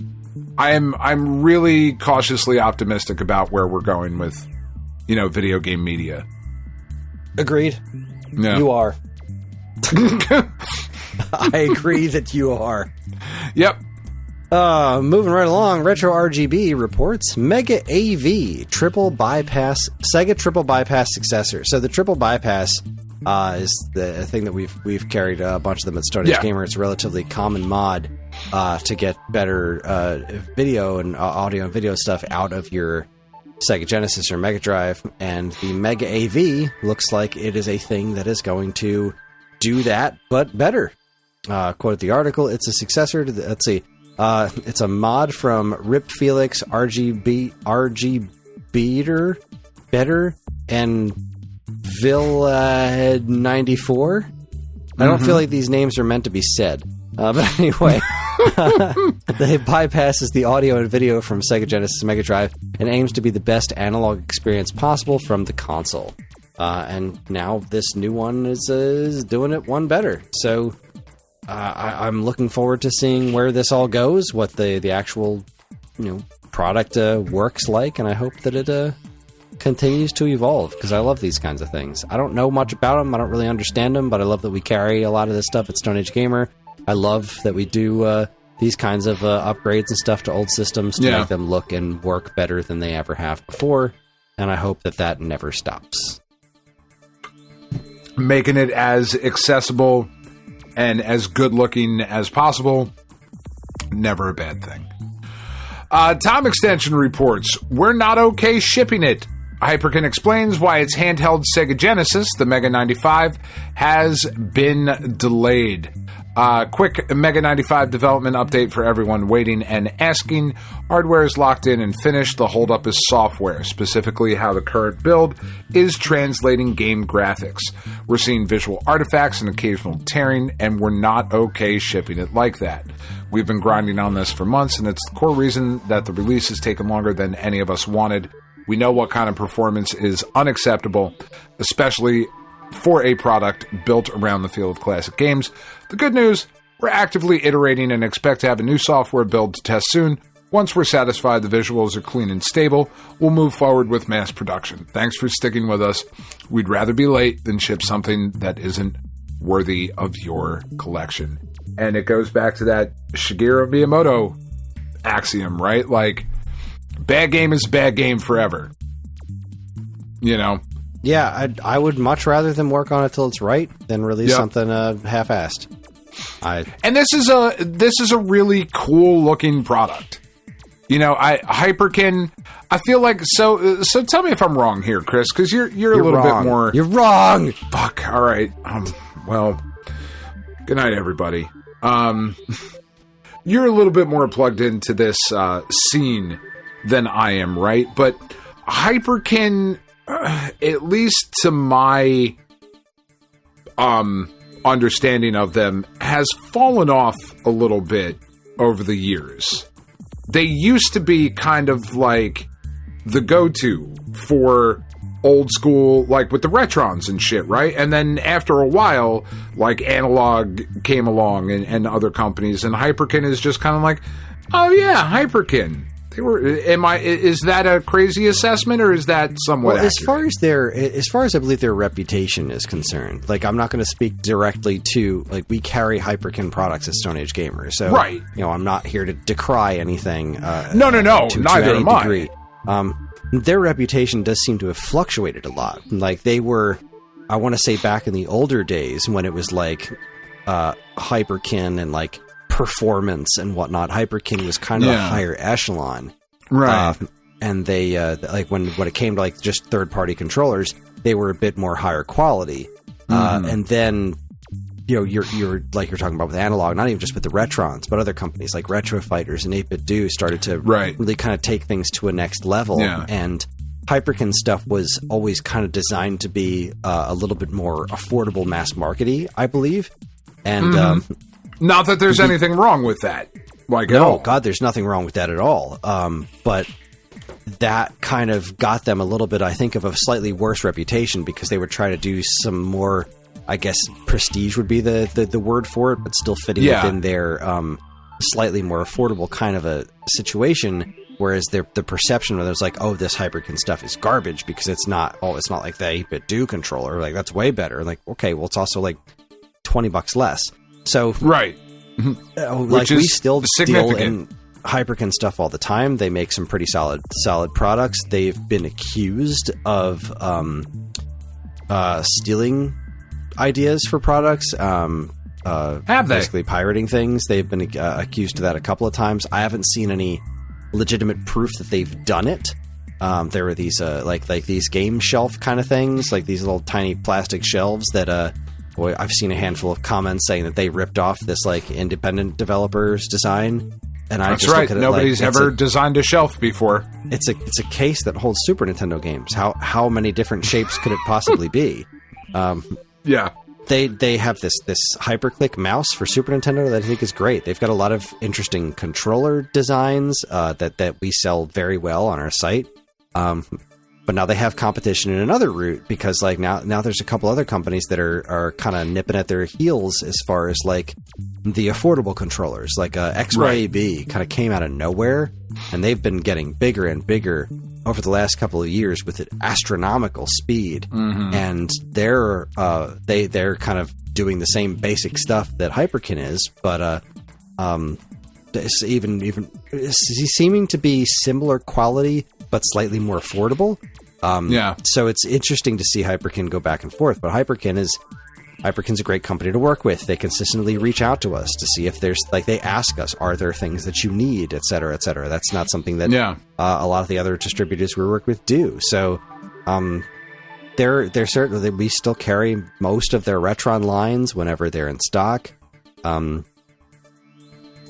an interesting company. I don't know more about them personally. All I can really speak to is that. Now that said, this is one of those things that I think makes them a worthwhile company to deal with the way that we do, because they're not willing to just release it. And I think that's when awesome. You look at how far the Retrons have come. Even just the jump between the previous Retrons to the Retron 5, and then all the feedback that they took from the Retron 5, and then doing like the Retron SQ and stuff like that. It's very easy to jump on companies like Hyperkin and say like, oh, they're just a bunch of evil bastards who are trying to bleed this industry, our collective hobby, dry, because it's the easiest it's so easy to point to Yeah. companies like us or Hyperkin or Castlemania, or point to any of the people that are in this space and just be like, they're the bad guys. They're trying to ruin this hobby for us. Because it's so easy and fun, I guess, for the internet to find a villain and turn anybody into the villain.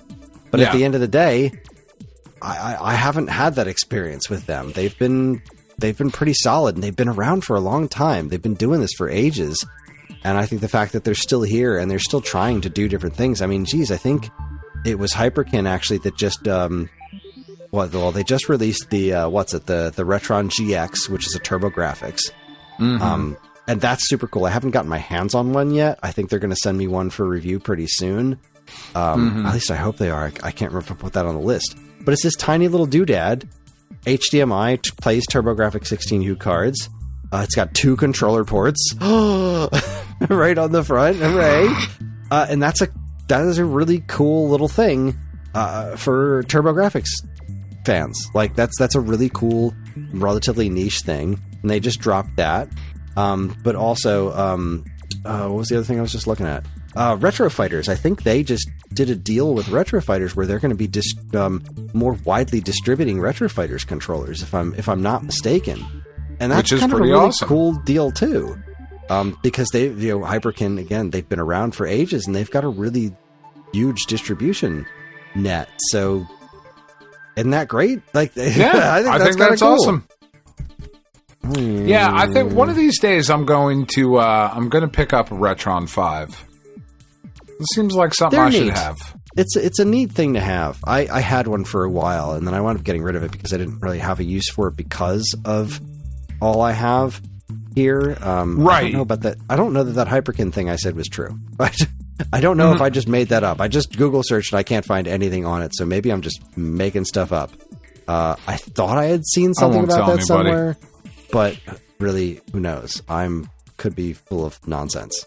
I often am. Yeah, but I feel like a Retron 5, like right back here, like set up with, right back behind me. Not that you can see it, but, right back in the office, kind of opposite the where I sit and do my computing, just to have, because I don't have. See, and I'm the type of customer that's perfect for. Because I don't have a massive library of stuff. I don't need or want, quite honestly, to have a bunch of systems hooked up to a CRT. That's just not a thing I have. It's not a thing I'm necessarily interested in. I understand the draw of it, and I understand why it's better. Yeah, blah, blah, blah, blah, blah. Sure, I get all that. Not what I'm saying. I am the target audience for something like a Retron 5. So, one of these days, Just if you get a Retron 5, make sure you use regular controllers, because I like the Retron 5 and all, but the controller that comes with the Retron 5, no bueno. No bueno? Got it. I do not care for that at all. I am racking my brain on where I got this Hyperkin Retro Fighters collection from. I cannot find any evidence of it anywhere, and I don't know where I got that from. No. I feel like Retro Fighters made some sort of deal with somebody to expand their distribution network, and I thought it was Hyperkin, but I don't know. Just making stuff up here. Doesn't matter. Anyway, moving right along. Good. Time extension reports. Oh, I love this story. The popular arcade-inspired platformer Donut Dodo is coming to the N64 and the Dreamcast. Now, this is not a fan project. This is something that Pixel Games S is doing. They want to be able to port their games to as many systems as possible. And they're legitimately... the N64 one is done. Dreamcast is next. And they're going to do a Kickstarter or something to work on actually producing N64 cartridges for Donut Dodo. That is so freaking cool. I love that this is what you're spending your time on, but also you have got to get Looney Landers on more platforms. It's so good. It's so fun. Why isn't it on more platforms? Looney Landers is fantastic, and look, I love my VCS, but there's come like on, 12 man. of us out there. I get Yeah. it. It's on Steam. That's great. But as far as I know, it's just on Steam and VCS. Looney Landers is so good. Come on. So how much is it on Steam? I'm just knows? wondering. Like Let's see. $2. It is currently $7.99. It'll go on sale. Landers. It's $7.99. Yeah, $7.99 on Steam. I will. I'm gonna add it to the wish list, and I'm gonna keep an eye on the.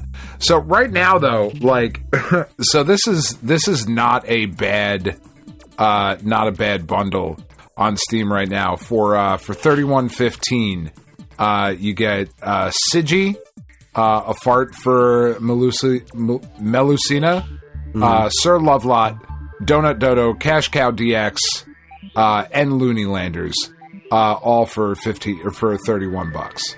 It's not bad. Yeah, that's not bad. Sigi and Sir Lovelot are interesting to me because they're I feel like Donut Dodo is where he really fell into like his groove.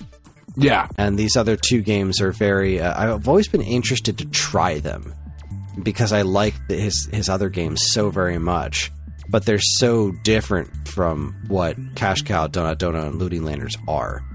Yeah. Anyways, Looney Landers is good stuff. Pick it up on Steam, and I hope it comes to other platforms. Is indeed something that I am interested in. All right, what's next?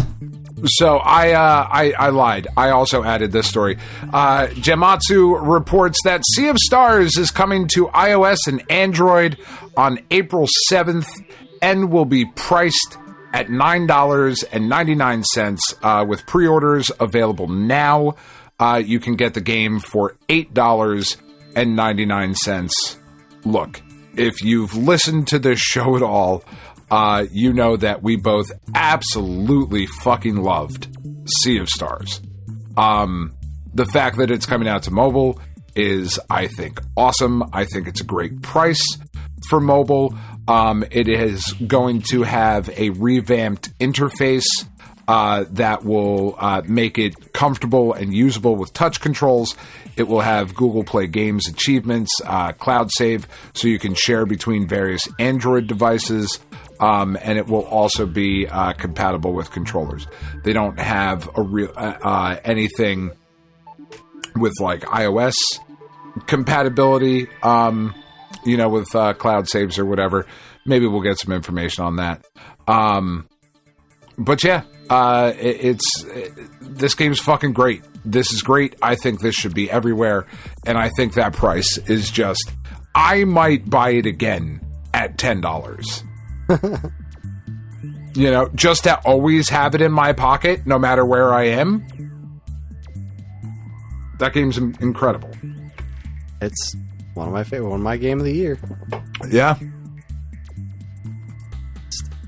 All right. Good stuff. Where'd it go?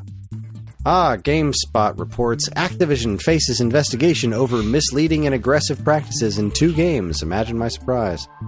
Diablo Immortal and Call of Duty Mobile have caught the attention of an Italian watchdog.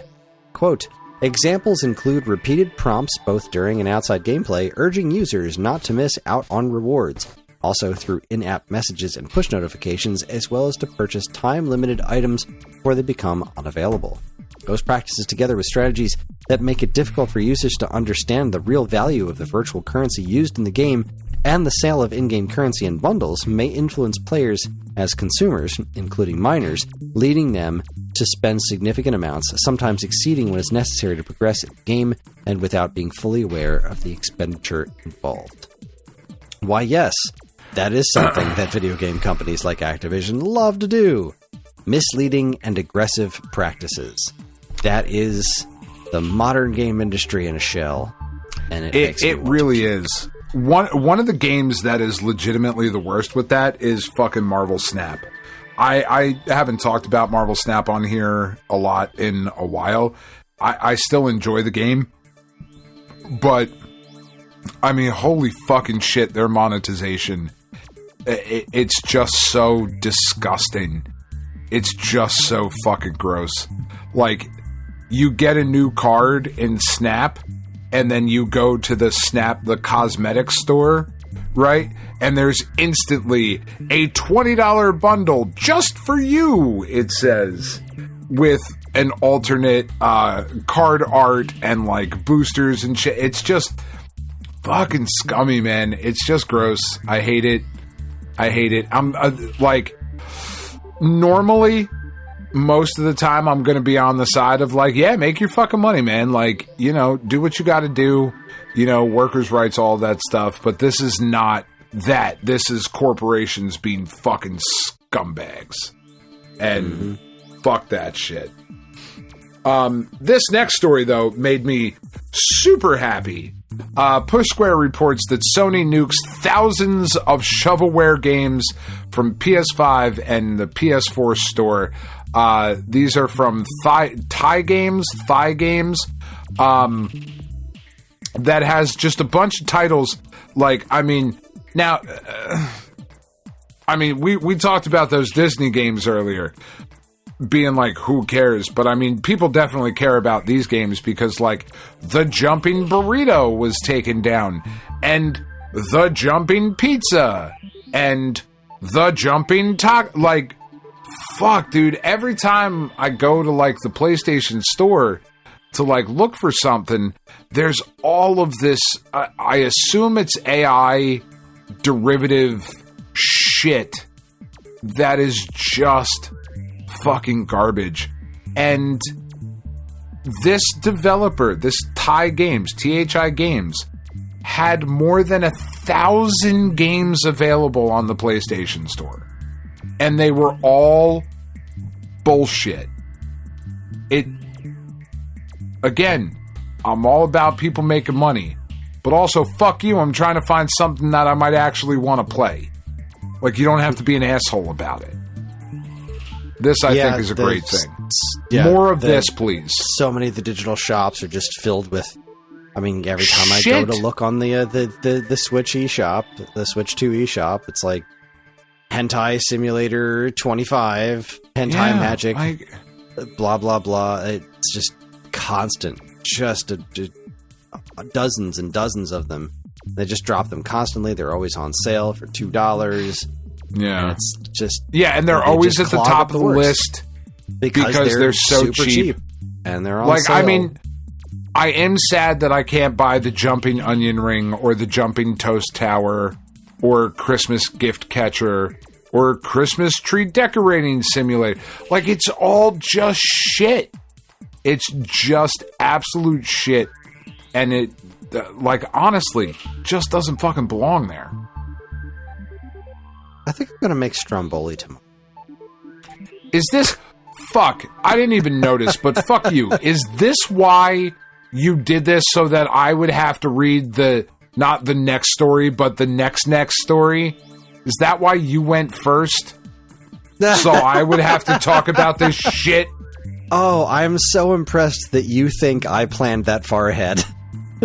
Fuck you. You must have. I'll read it. We can switch if you want. No, I don't mind. I'll fucking do it, Kris. I did not. I'll do it on because purpose. it's what you want.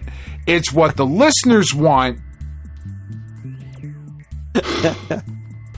Well, then I will jump in with Go Nintendo Reports. Nintendo... This blows my mind. Nintendo New York hosting Final Fantasy VII Remake Integrated Launch Event. Director Naoki Hamaguchi set to appear. The remake of Final Fantasy VII is having a special event at the Nintendo store. This is so far... This is so through the fucking looking glass. Yeah. Do you remember Final Fantasy for Nintendo 64? And then Square being like, never mind. We've done nothing but great things with Nintendo for ages, but we are jumping ship to PlayStation because of CDs. Final Fantasy VII had an ad campaign specifically aimed at Nintendo for not having CDs. The new version of Final Fantasy VII is not only coming to Switch 2, but being celebrated with a launch event at the Nintendo store with the game's director is so batshit crazy to me. Yeah, it's pretty great. And to be fair, right? Like, they weren't wrong back then. Final Fantasy VII was not doable in the way that it originally came out on the N64. It just wasn't. No. And maybe they were a little petty about it or a little shitty about it, but whatever, like... No, they should have been. It was a great get ad with campaign. the times, Nintendo. It sold a bajillion copies, and now you look at it now, when you look at the N64 versus PlayStation, there's more value in a lot of N64 games than PlayStation games, because PlayStation games became so disposable, but also like, they were so much less expensive. They were so much more accessible. Yeah, that's not a bad durable. thing. They were less durable than cartridges. Sure. At the time, that was where the technology was. That Nintendo stubbornly stuck with cartridges was one of the many reasons the N64 hurt them as much as it did. They still made money on it, but sure, that was the generation that changed everything. You know, PlayStation exists because Nintendo basically opened the door and laid down the welcome mat and said, "Come on, fuck us up. Come on in." Yeah, it's fine.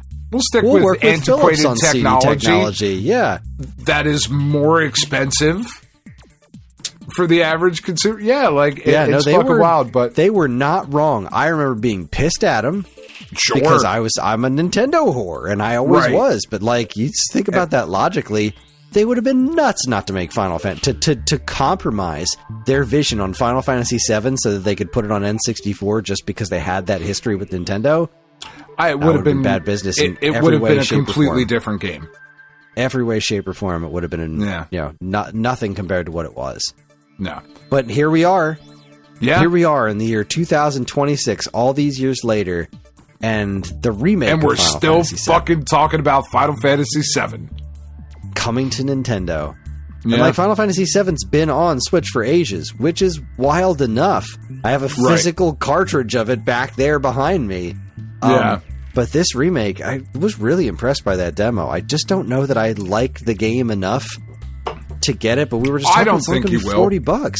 Yeah. At $40, for $40, I might. It's not a bad deal. I just don't think you're gonna... I don't think you're ever gonna get through it, certainly. So you might as well spend that money on something you're going to finish.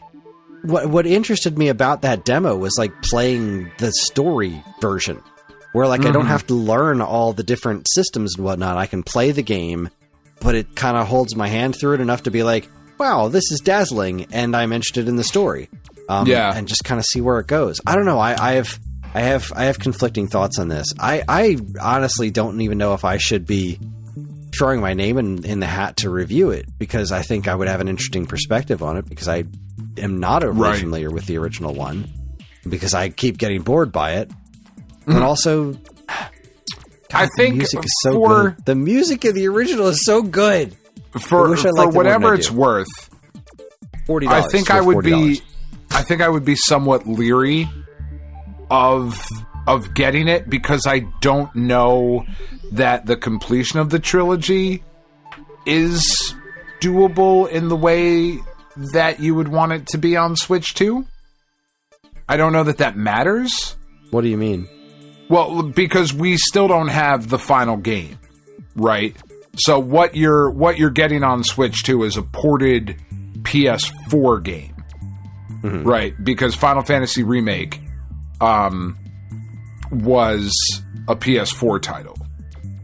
And the next, what the fuck is the next one?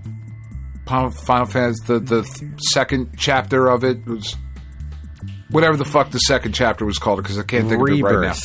Rebirth was a PS5 title, and we don't have the next one yet. So I don't know how much that matters as far as the collector side of it. Right? Do I want to split up this trilogy on multiple systems? Because I do know that there have been just, anecdotal evidence from discussions I see online in different Reddit forums and whatever, of plenty of people who have repurchased the Final Fantasy VII shit with the PS5 version, so that theoretically the collection is complete on one system. Like I said, I don't know that matters all that much, but I don't know that you're going to get the PS5 games or the potentially even PS6 game ported down to Switch 2. It is currently in development. Final Fantasy VII Remake Part 3 is in active development for multiple platforms, including the Nintendo Switch 2. Okay. There's already plans for the second part on Switch 2, and the third one is being developed with the multi-platform strategy in mind. And believe me, that's what I hope it is and want it to be, and I want there to be parity in those versions. Because as much as I love Final Fantasy VII on the PlayStation and kind of was shitty about it way back in the day, it always felt right being on a Nintendo system. You know, I kind of love that it's there. It makes me very happy too, and Square has very much signed on to this multi-platform strategy, right? Yeah. Their single platform approach to this has kind of bit them in the ass, and they've realized that there's a lot more money to be made with it, approaching things from more multi-platform strategy on something like this. So that's why they're working on the rest of the Final Fantasy VII games to land on multiple platforms instead of just being PlayStation first, which I think is a smart strategy. I do too. And I don't think we actually posted this story in here, but the PlayStation versions of 7 Remake are getting the new features that are being added to the Xbox and Switch 2 versions of the game as well. So yeah, with a patch or whatever the fuck. Yeah. Mm-hmm. I think we're looking at 2027 is the goal right now. I mean, I wouldn't be surprised if it got delayed a bit, but that does seem to be the... it's not going to be exclusive to PlayStation. It's coming to Xbox and Switch 2 and PlayStation theoretically at the same time. As it should. For Part 3. Yeah. As it should. Yeah. All right. Shall see. Fuck you, fuck them, fuck everybody else. Time Extension reports that not a single pixel, Kris, not a one, of the new Echo the Dolphin game will be generated by AI, insists the series creator. Look, stories came out this week that there are multiple Echo the Dolphin games coming out that are in development and are going to grace our homes and our screens with just dolphin-centric action. And, so what was it? A month ago, 2 months ago, we talked about some of the AI imaging being used in some of the Echo the Dolphin stuff that was getting kicked around. And now the creator's coming out and being like, absolutely no AI will be used. And, you know, I gotta be honest, this is the one time where I'm like, maybe let AI make the game. Maybe just do that. It'll be fine. Maybe it'll be able to make a game that's fucking playable and understandable by anyone. Fuck Echo the Dolphin in its stupid blowhole. I hate the first comment on this news story is from Godless Preservation. So are we still pretending that Echo the Dolphin was ever good in the first place? Or have we all grown up and gotten over that shared delusion already? Like, what the fuck are we even doing? Why? So, like, in all seriousness, right? It like, if I could be serious for a minute, it's a very Lance Storm reference that, like, 6 people got. I mean, more than 6. He was a very popular wrestler. But you didn't get it, Kris, so I felt the need to explain the context there. Echo the Dolphin is a shit game. It is. I hate it because of how shit it is and how frustrating it is and how I had to hear people try to tell me that it was a good... It's not a good game. Objectively, it is not a good game. That doesn't mean that the creator is a bad person. I suspect he might be, because he unleashed that upon all of us. But it's not a fucking good game. It's not a good game. And this pretending that it is ridiculous. And all of you need to stop gaslighting me. That's right. I don't know if you knew that's how it was pronounced, Kris. You've actually been saying it wrong the whole time. It's not gaslighting, it's gaslighting. Just so you know. What you did there. Look, I disagree. I don't think Echo the Dolphin is a bad game. You're fucking I don't think wrong. It's a great game. I love you so much. You're fucking dead wrong. Its story is complete nonsense. I think it's an interesting game. I don't think it's a bad game. I don't think it's a great game. But I think it's a very interesting game. I rather like it, and I think the music's incredible. Sure.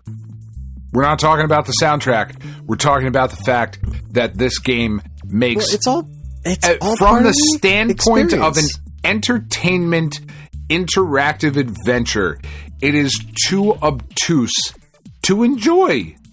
I disagree with you on that aspect.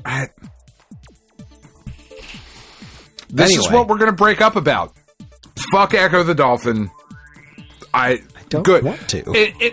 In all seriousness, I mean, yeah, sure.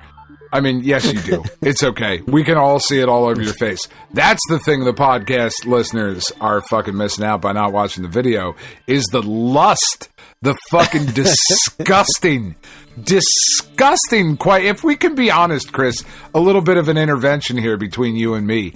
The fucking gross look in your eyes right now, every time I say dolphin, the way you jump in your seat, just a fucking little bit. It might be imperceptible to people who don't know you, but you want to fuck that dolphin, Kris, and I think it's time that we fucking be honest with each other. I can see it. I can see it in your fucking face. It's gross. It's fucking gross. I'm disappointed in you. Live your truth, but also don't fuck dolphins. Disgusting old man, you. Ugh. Dolphin lust was not on my bingo card. Just, you're fucking lousy with dolphin lust, Kris. It's crazy. Lousy with dolphin lust. Look, I have never played Tides of Time. I've never played Echo Jr., but I have legitimately had a good time with Echo the Dolphin and Echo Defender of the Future on Dreamcast. I had a legitimately good time with both of those games. I don't know what to say about a future Echo the Dolphin. They're not great games. They're really not. No. Not trying to pretend they are, but I think there's something interesting in there, and that's okay. I do We can appreciate agree that the creator is like, look, we're not going to use AI, which is all. interesting because when looking at this article, it came from some Blue Sky posts. Seer of the Night said, apparently on his LinkedIn page or something, he was all into crypto and AI nonsense. Yeah. Web3, NFT meets gaming, AI, and LLMs in games. Was on this fella's. Yeah, exactly. I don't like any of that. But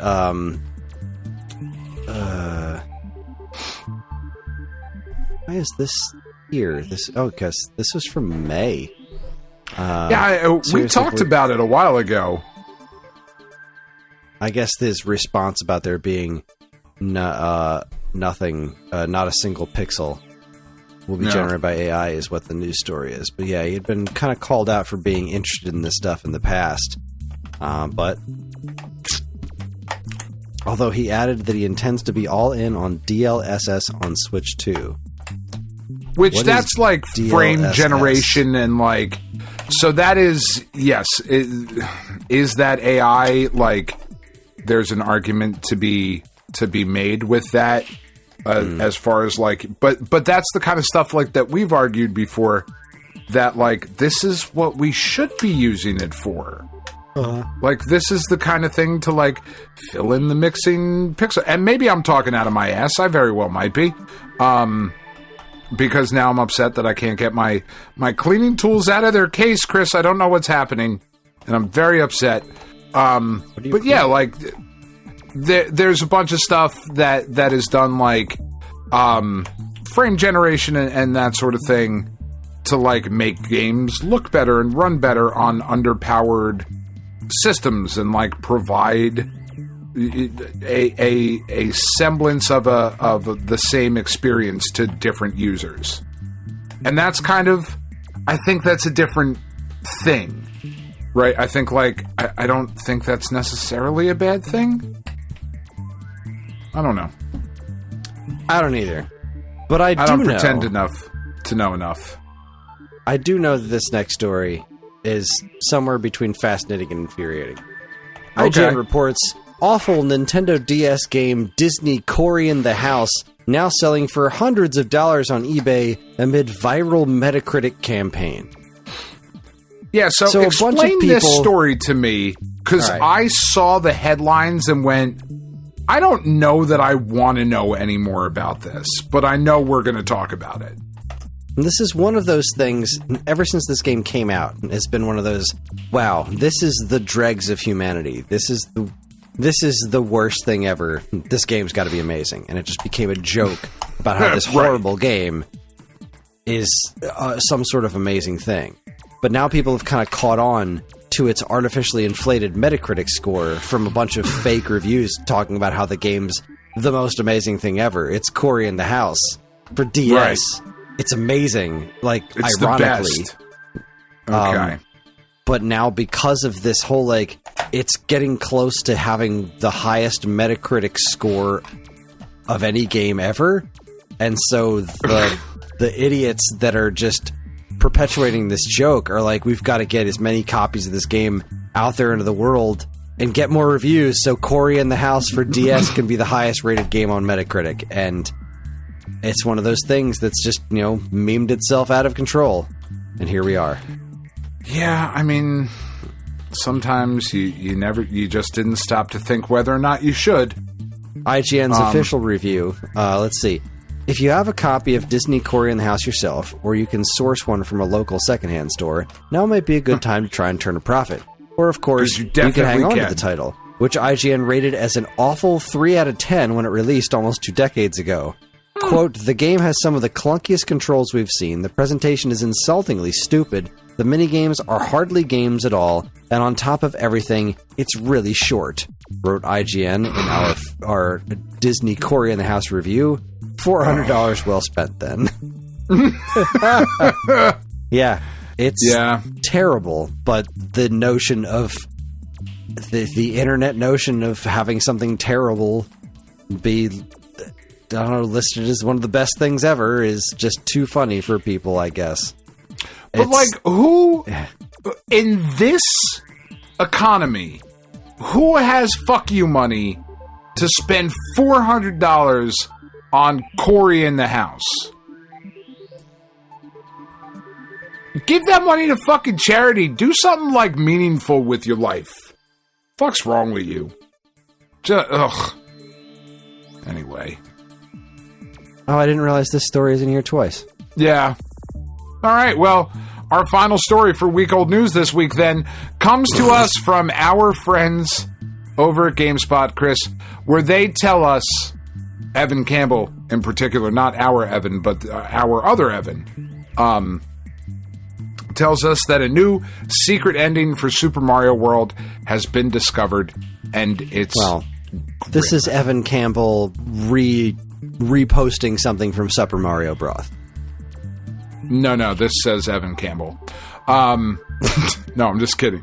Yeah, the tweet from Super Mario Broth is here in the article. Using a combination of glitches in Super Mario World, Yoshi can be taken into the final battle, where he can eat Peach upon Bowser's defeat. With Peach gone, the ending will not play, and Mario and Yoshi will simply stare at each other forever. Watch the video. It's great. That's fucking awesome. It's all like, weirdly glitched out to make Yoshi eat Peach. It's like really disturbing. Yeah. Because it's not supposed to be there. And yeah, then that's it.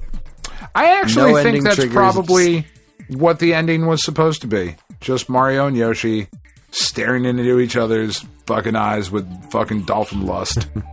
Just ready to go. Outstanding. Love it. It just speaks to that game, man. How are we still finding shit about Super Mario stuff this many years later? That's fucking crazy. That's crazy. All right, folks. That's going to wrap things up for Week Old News, and that's going to wrap things up for this segment of our show. We're going to take ourselves a quick break, and when we come back, we're going to do a little check-in with the Checkpoint, You are listening to the Stone Age Gamer podcast from geekade.com. Stick around.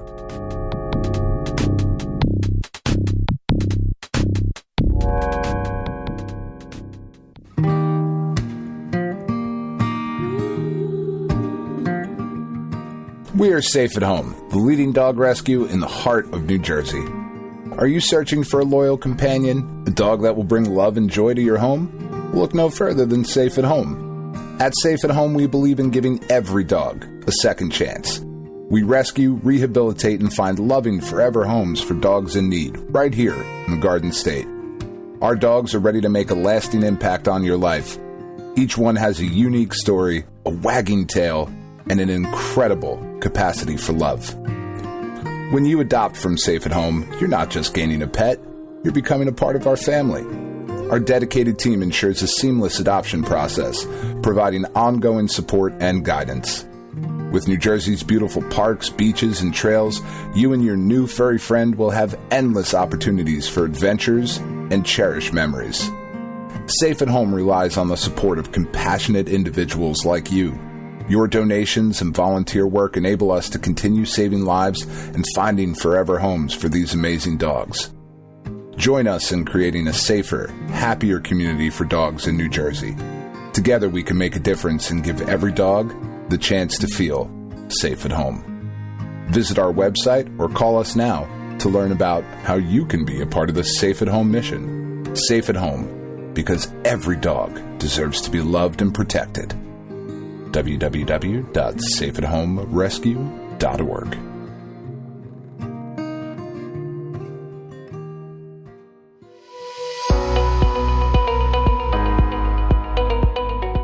Hi everyone, Kris here.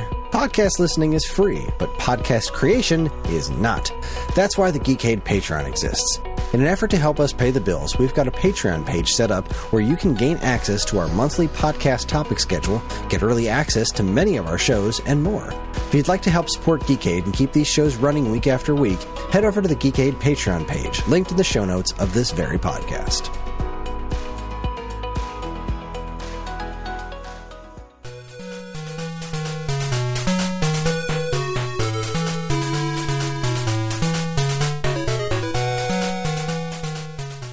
All right, everybody, shit. we are back. On that note, we're back. Yeah, that's something. Yeah, that is something that. Yeah. Anyways, we've taken ourselves a quick breather, had a chat about the future of life, the universe, and everything, which means it's time to check in with the checkpoint. Checkpoint! This is where Dan and I talk about what's been going on in our lives, what games we've been playing, etc., etc. So, you want to go first? You want me to go first? How you want to? Yeah, sure. I'll go first. So this week has been primarily Ball Pit. That has been what I've just been. Man, that game has just really gotten its hooks into me. I've had a shorter amount of time to play games this week than I would have liked. We did get up to. Earlier in the week, we got up to, Tiff and I, the final, from what I've come to understand, the final area in Indiana Jones and the Great Circle. Really enjoying it. Happy, like I said last week, happy to have gotten through the Egypt section, then moving on to the Himalayas. Now moving into... the jungle area? That was really good. Like, there's some really cool set pieces in that area that I can't remember the name of the country. It just escapes me at the moment. But we're now into the final section of the game, and I've really, really enjoyed it. I'm really curious to see where this all kind of wraps up. I have not loved the first person fighting aspect of it. I've tried to do it as little as possible in the game, but there are just some sections where it's like, oh, and now it's a fist fight, and fuck, this is really dragging the experience down for me, because I just don't think it's executed very well. I just don't care for it. It's not for me. But everything else in the game has been, for the most part, really, really good. and I've just enjoyed the shit out of it. But I am looking forward to being finished with it so that we can, you know, kind of move on to other things. I can turn my attention to Metroid or to Ghost of Yotei or, you know, whatever the hell else I would like to get to. The other side of that is that most of the free time then has been spent with Ball Pit, and that game's fucking great. I feel like I am coming up kind of towards the end of that one as well. I feel like I'm getting to a point where I've done most of the things. I don't think I'm going to go like for all the achievements. I've got 11 out of 63 achievements on it. So I know that there's a lot of stuff that is, that I could go for in different things, but I've unlocked most of the characters at this point. I've unlocked most of the balls and most of the combinations and all of that stuff. I was playing a run, what was it, yesterday with the flagellant or the flagellant. I don't actually know how you're supposed to say it. But I unlocked an ability, one of the houses that you can build in your village, right? Gives you the ability to take 2 characters into the pit with you, and you get both of their abilities, right? So the itchy finger shoots everything super quick, but your aim is scattered, right? He's like the second character you unlock. Or at least he was the second character I unlocked. I assume it's the same for everybody. I don't actually know. Which one was he? I'm trying to think of the second character. Finger. Yeah, he's got like a beard and he shoots really fast. I think God, I'm trying to remember what the second character... Like, so not... When you say the second character you unlock, you mean the third character? Or the second character. Yeah, so I guess the first you unlock. Yeah. And what is his weapon?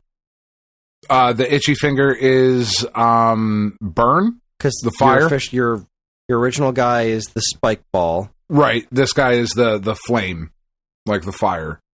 Is that? Let's see. I'd probably recognize a picture of him. I don't. Yeah. I'm looking up a picture because I can't remember the. What does he look like? What does he look like? He's got like the pirate hat on. Not a pirate hat, but like he's got like a beard and like a white goatee-ish beard. Okay, yeah, that is the second guy I unlocked. Yeah. Yeah, okay. He's fucking great. I love him. And when you mix him with, or at least what I experienced, I did a run with him and the Flagellant, who's one of the guys that I just unlocked. And what's cool, like his bonus ability is that the balls just continue to bounce even when they come all the way back to the bottom of the playing field. So, like, you know how when they hit the bottom of the playing field, they go back to you reshoot them, right? Yeah. With this character, they just continue to, like, pick up speed. They just bounce off the bottom like it's normal. So you've got the additional speed from the itchy finger.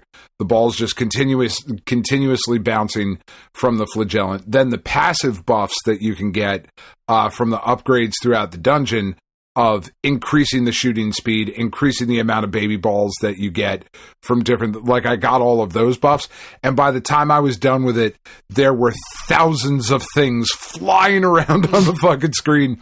It was just awesome. I fucking loved it. It was just so much fun. And that game really has been perfect for these last couple of weeks where I haven't had a ton of time outside of, like, playing Great Circle with Tiff, of just sitting around on the couch. Like, I can kind of play this passively. Again, very similar to Vampire Survivors, right? Of like, I know what I'm going for. I can just kind of jump in here and shit is happening on the screen. And I don't have to dedicate a ton of brain power to it, but I'm still just absolutely enjoying the shit out of it. That game is fucking awesome. I've put, according to my Steam account, for however inaccurate that is most of the time, I have put 14 and a half hours into Ball Pit. For most people that I've seen, it's between a 15 to 20 hour experience, to really get the most out of it. I know there's a bunch of stuff with like New Game Plus and that sort of thing. I don't know how much I'm going to jump into all of that, but I do know that there is DLC coming for the game relatively soon. Definitely sooner rather than later. He put out Kenny's son, the developer of the game, did put out a thing in here that said, we're going to be putting new stuff out. It's going to be free. It's going to be, you own the game, you're going to get the DLC. And it was kind of celebrating like being nominated for the Steam Awards and all of that different shit.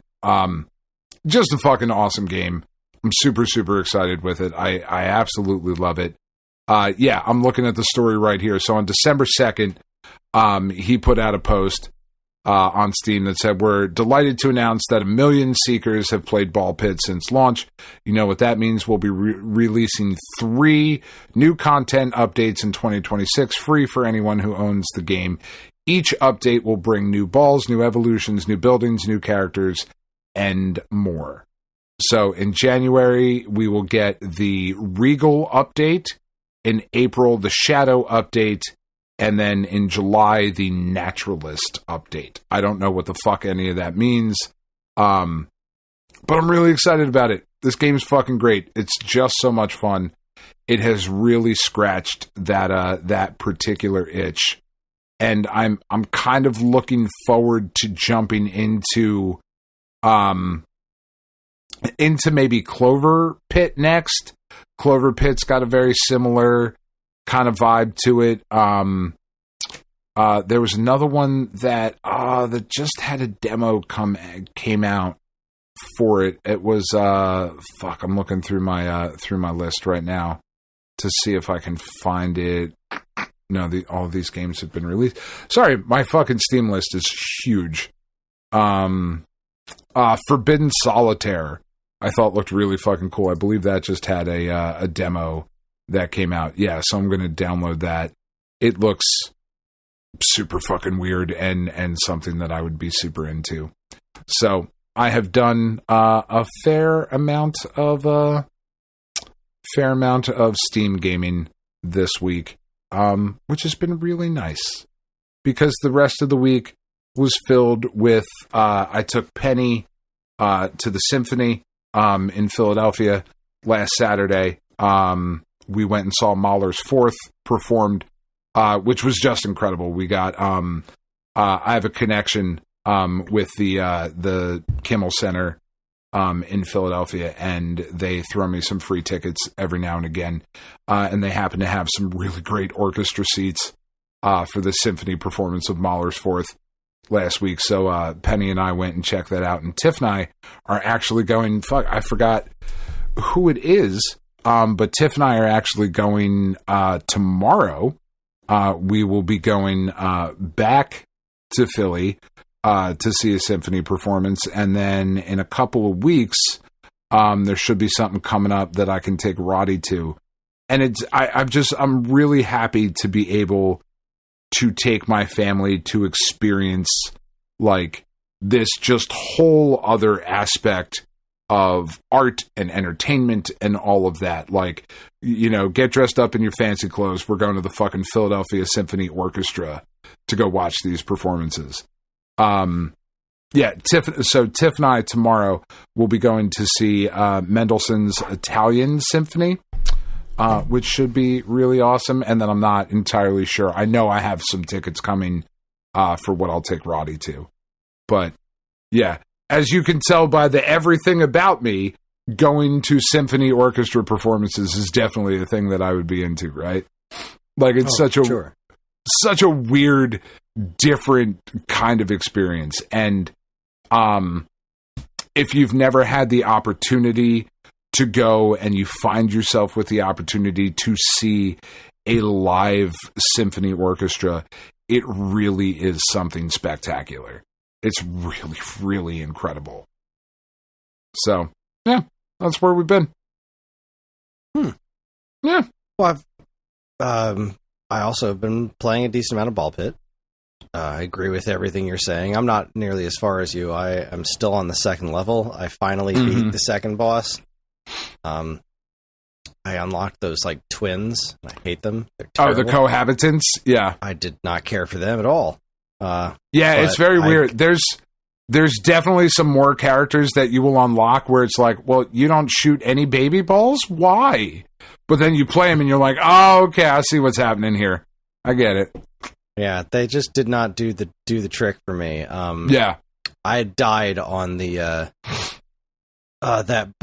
second boss, like right at the very end, because I did something stupid. But I finally beat him last night, so we're back in business. I just got to beat the ice stage with one more character, and then I will get to unlock a third area.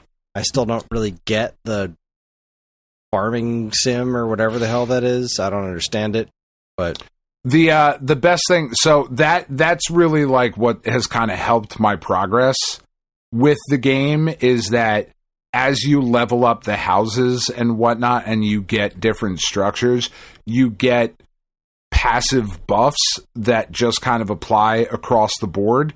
So like I've got a +5 to speed and a +5 to strength and a +5 to area of attack because I've been leveling up the houses, and it just makes progression through the individual levels so much easier, right? Because you're so much stronger to begin with. So, like, it really does help to pay attention. It helps to farm kind of, like, vertically, right? Kind of start clearing a path straight up. Like, I made the mistake of expanding too far left and right to start with, and then once I figured out to just kind of go vertically and you know, build the house, bounce off the house, then rearrange and move things that you couldn't upgrade further back so that you can kind of ping pong off in there.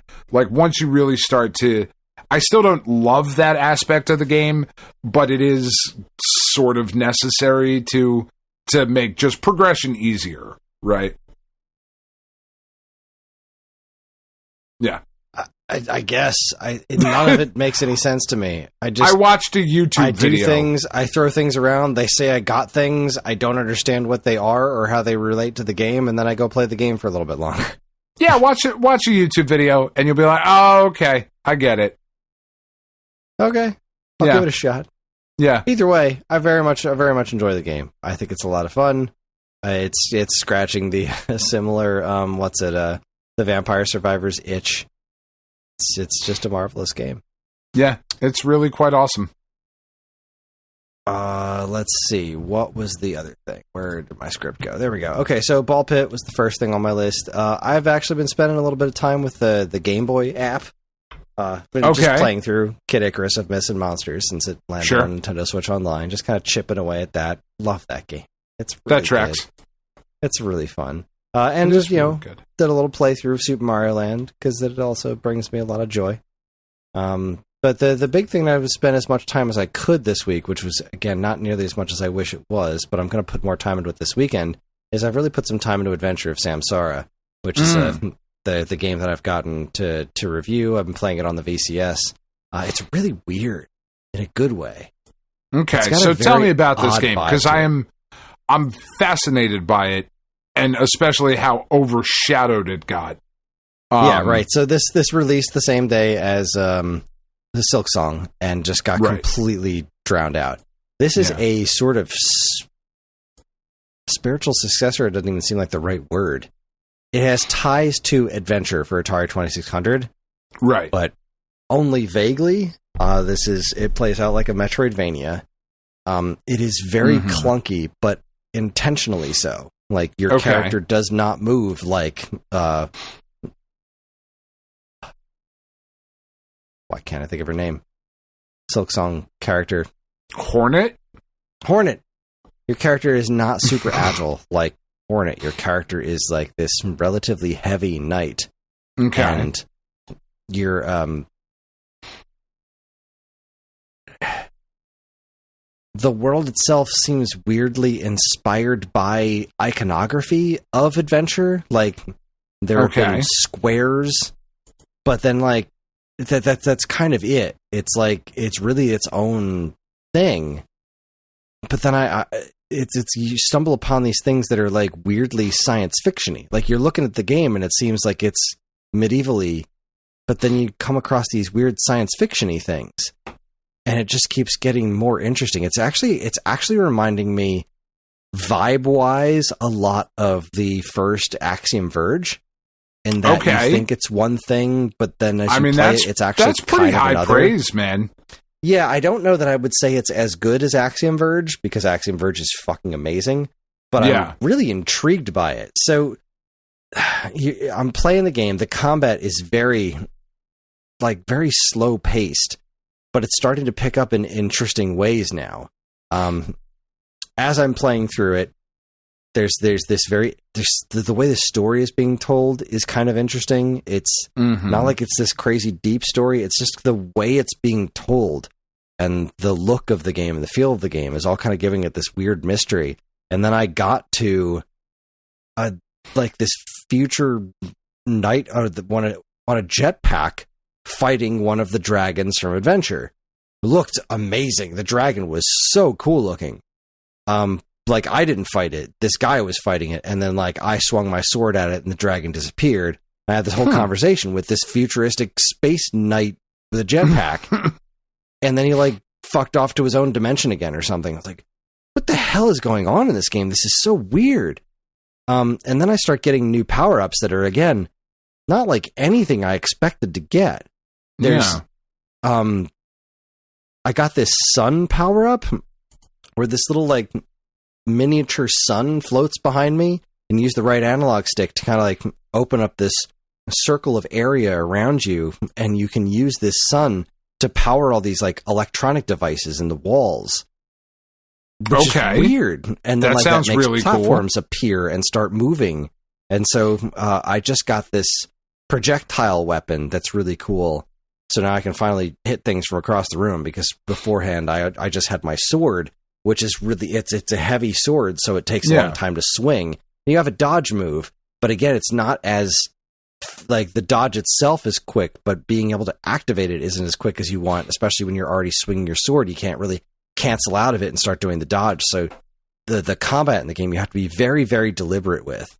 And your inertia for jumping is really weird. There's a lot of grabbing onto things. Like there's a lot of platforming, but the platforming, a lot of it involves you have to hold down the trigger button so that when you jump, you're going to grab onto a ledge and then climb onto it.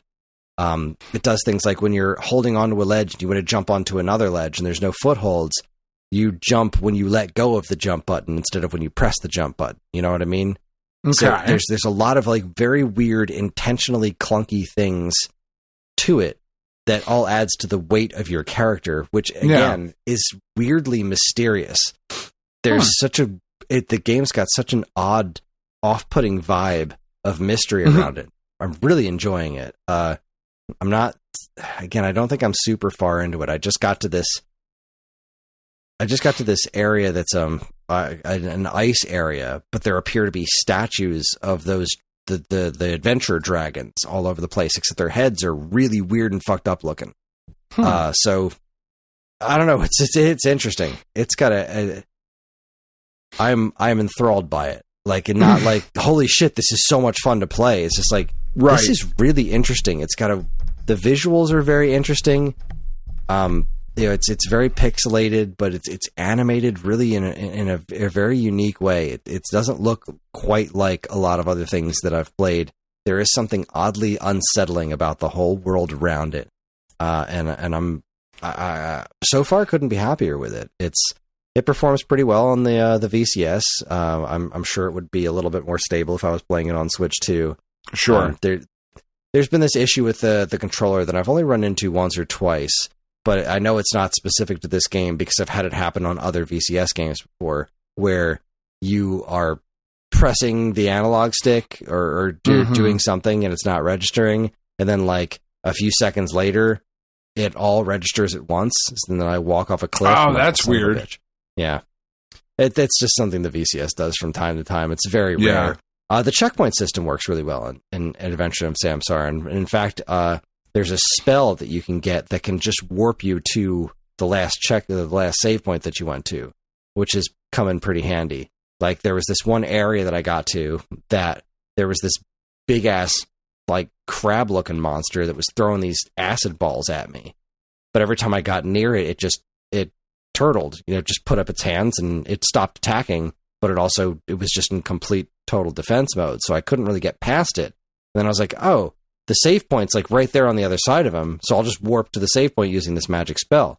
So you get multiple weapons that you can just scroll through. Like now I have a sword and I have this projectile weapon. You have a shield to do parries with. You learn spells.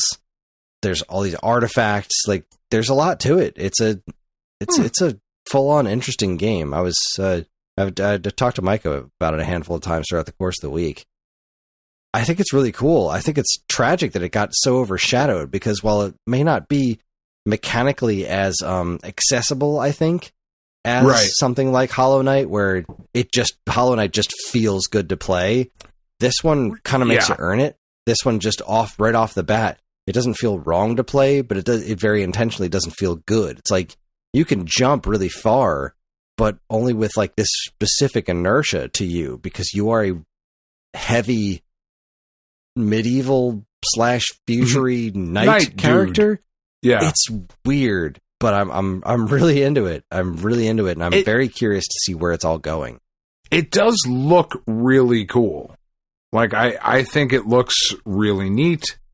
It's definitely something that, like, I wanted to check out, but man, was that just the wrong time to put that game out. Wrong day. Yeah. Wrong day. It just really, really was. Yeah. Maybe one day. Yeah, it went on super sale on the VCS, and that's why I bought it, and I'm so glad I did. And I'm glad that How much did you pick it up for? It. Boy, I wish I could friggin' remember. It wasn't that long ago. I think it was like $10, which was perfectly fine by me. Yeah. And it was so far been well worth the price of $10. I just really wanted to have it on the VCS. Yeah. And I got to tell you, it's I hope that I know that, like, Nintendo Force isn't going to change the world or anything like that. Sure. But I do hope that I can convince some people to give this a try. Because I mean, that's really all you want, right? Like, podcast, Nintendo Force, whatever. Like, it's what we're doing this for. I mean, in addition to hanging out and just getting a chat, like, it's also part of it is like, these are fucking cool games, man. You guys should check them out. Yeah, this is one of those things. Like, if you were even if you like Metroidvania type of games, not that I'm a huge fan of that, terminology, but if you're into these kinds of games, I give this a shot. Yeah. If you can get it on sale or whatever, throw it on your wish list. Next time it shows up on sale, give it a shot. It's weird, and I guess I don't play enough indie games. Like, I couldn't tell you for certain that there's nothing else quite like this, but I can say that I've not played anything else quite like it. Yeah. And I think it's super interesting. Right the fuck on. Yeah. It's also worth noting that Atari has an official Bubsy, what are they calling this? An LED neon sign? Yeah. So Atari just posted all these LED neon signs on their website that they've actually had a couple up for a long time, and they look incredible, but they've just added Missile Command, Centipede, and Bubsy. And holy crap, do I want that Bubsy one. I want a Bubsy LED sign so bad. I actively don't want you to have it. I don't want you to own it. The podcast. Oh my god, I love it. I want it so bad. I want nothing to do with it. I want this Pong one they have too. The Pong one's really nice. But the Bubsy one is just so completely insane.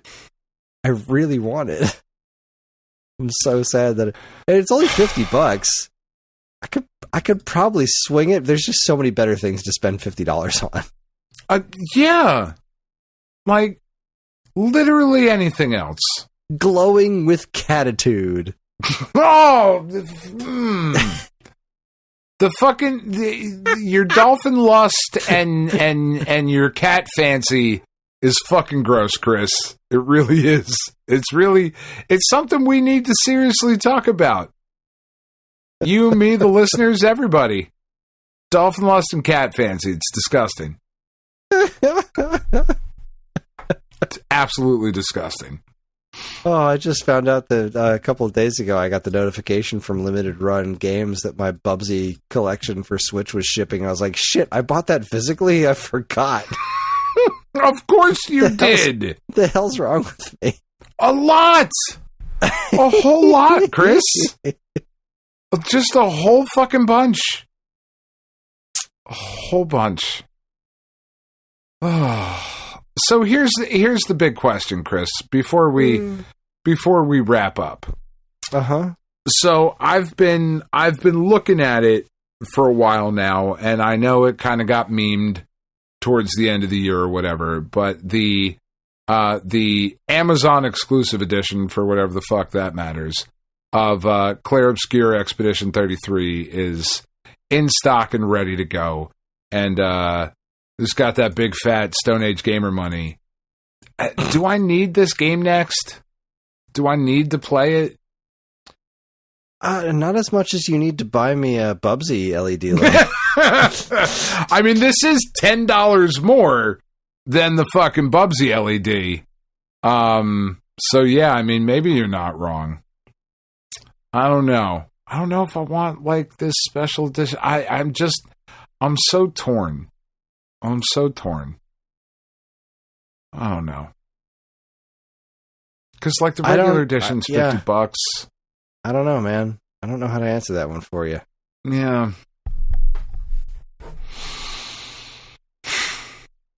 All right. Well, yeah. Yeah, I don't know. I guess that's going to wrap it up. Yeah. I'm thinking about Bubsy, glowing Bubsy on my wall, and you're trying to think about whether or not you want to buy a game that everybody seems to like. So yeah. This is why we work together. This is why we work together. This is why it's Could you just imagine, where would it go? Like if I had this glowing right Bubsy. In the fucking garbage. Right in the trash. You buy it and throw it right the fuck out. It's, what are the dimensions on this thing again? It is glowing with catitude. It is... Stop it. 10 by 10 like inches. 10.6 inches by 15.8 inches. So it's not huge. I feel like it would look so good in the background during these podcasts. You know what I mean? Like it would look great. What really upsets me is that I don't disagree with you as much as I want to. I do think it would look good back there. But it's also Bubsy, and I fucking hate it on principle. Like I would have to move something though. Like my walls are pretty well filled back there. Like I don't want to move any of the Atari art that's back there, or this Mega Man combo. I've got these 3 Mario ones that I could do something with. Yeah. I don't know. I'd have to think about it. But I feel like a glowing Bubsy... That's $50 well spent. That's what that is. Is it? Is it though? No. It is $15 spent. Oh, if it was 15, it'd be mine. If it was 15, I wouldn't even be thinking twice about it. Oh, 50. Yeah, sorry. Yeah. You said 50. Yeah. See, now what you need is the Atari joystick decanter set. That's what you need.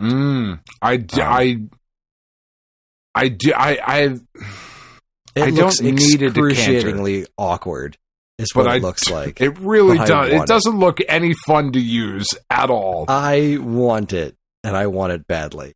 Yeah, it's just this ridiculous CX. Is it CX4? It looks like it's a CX10. Ugh. I just want it. It's so dumb. It's dumb. Yeah, it's a CX10 Atari decanter set with 2 glasses with Atari logos on them. Absurd. Fake ass picture of somebody holding a box for it. They got it as a gift. Oh, I want it. Absurd.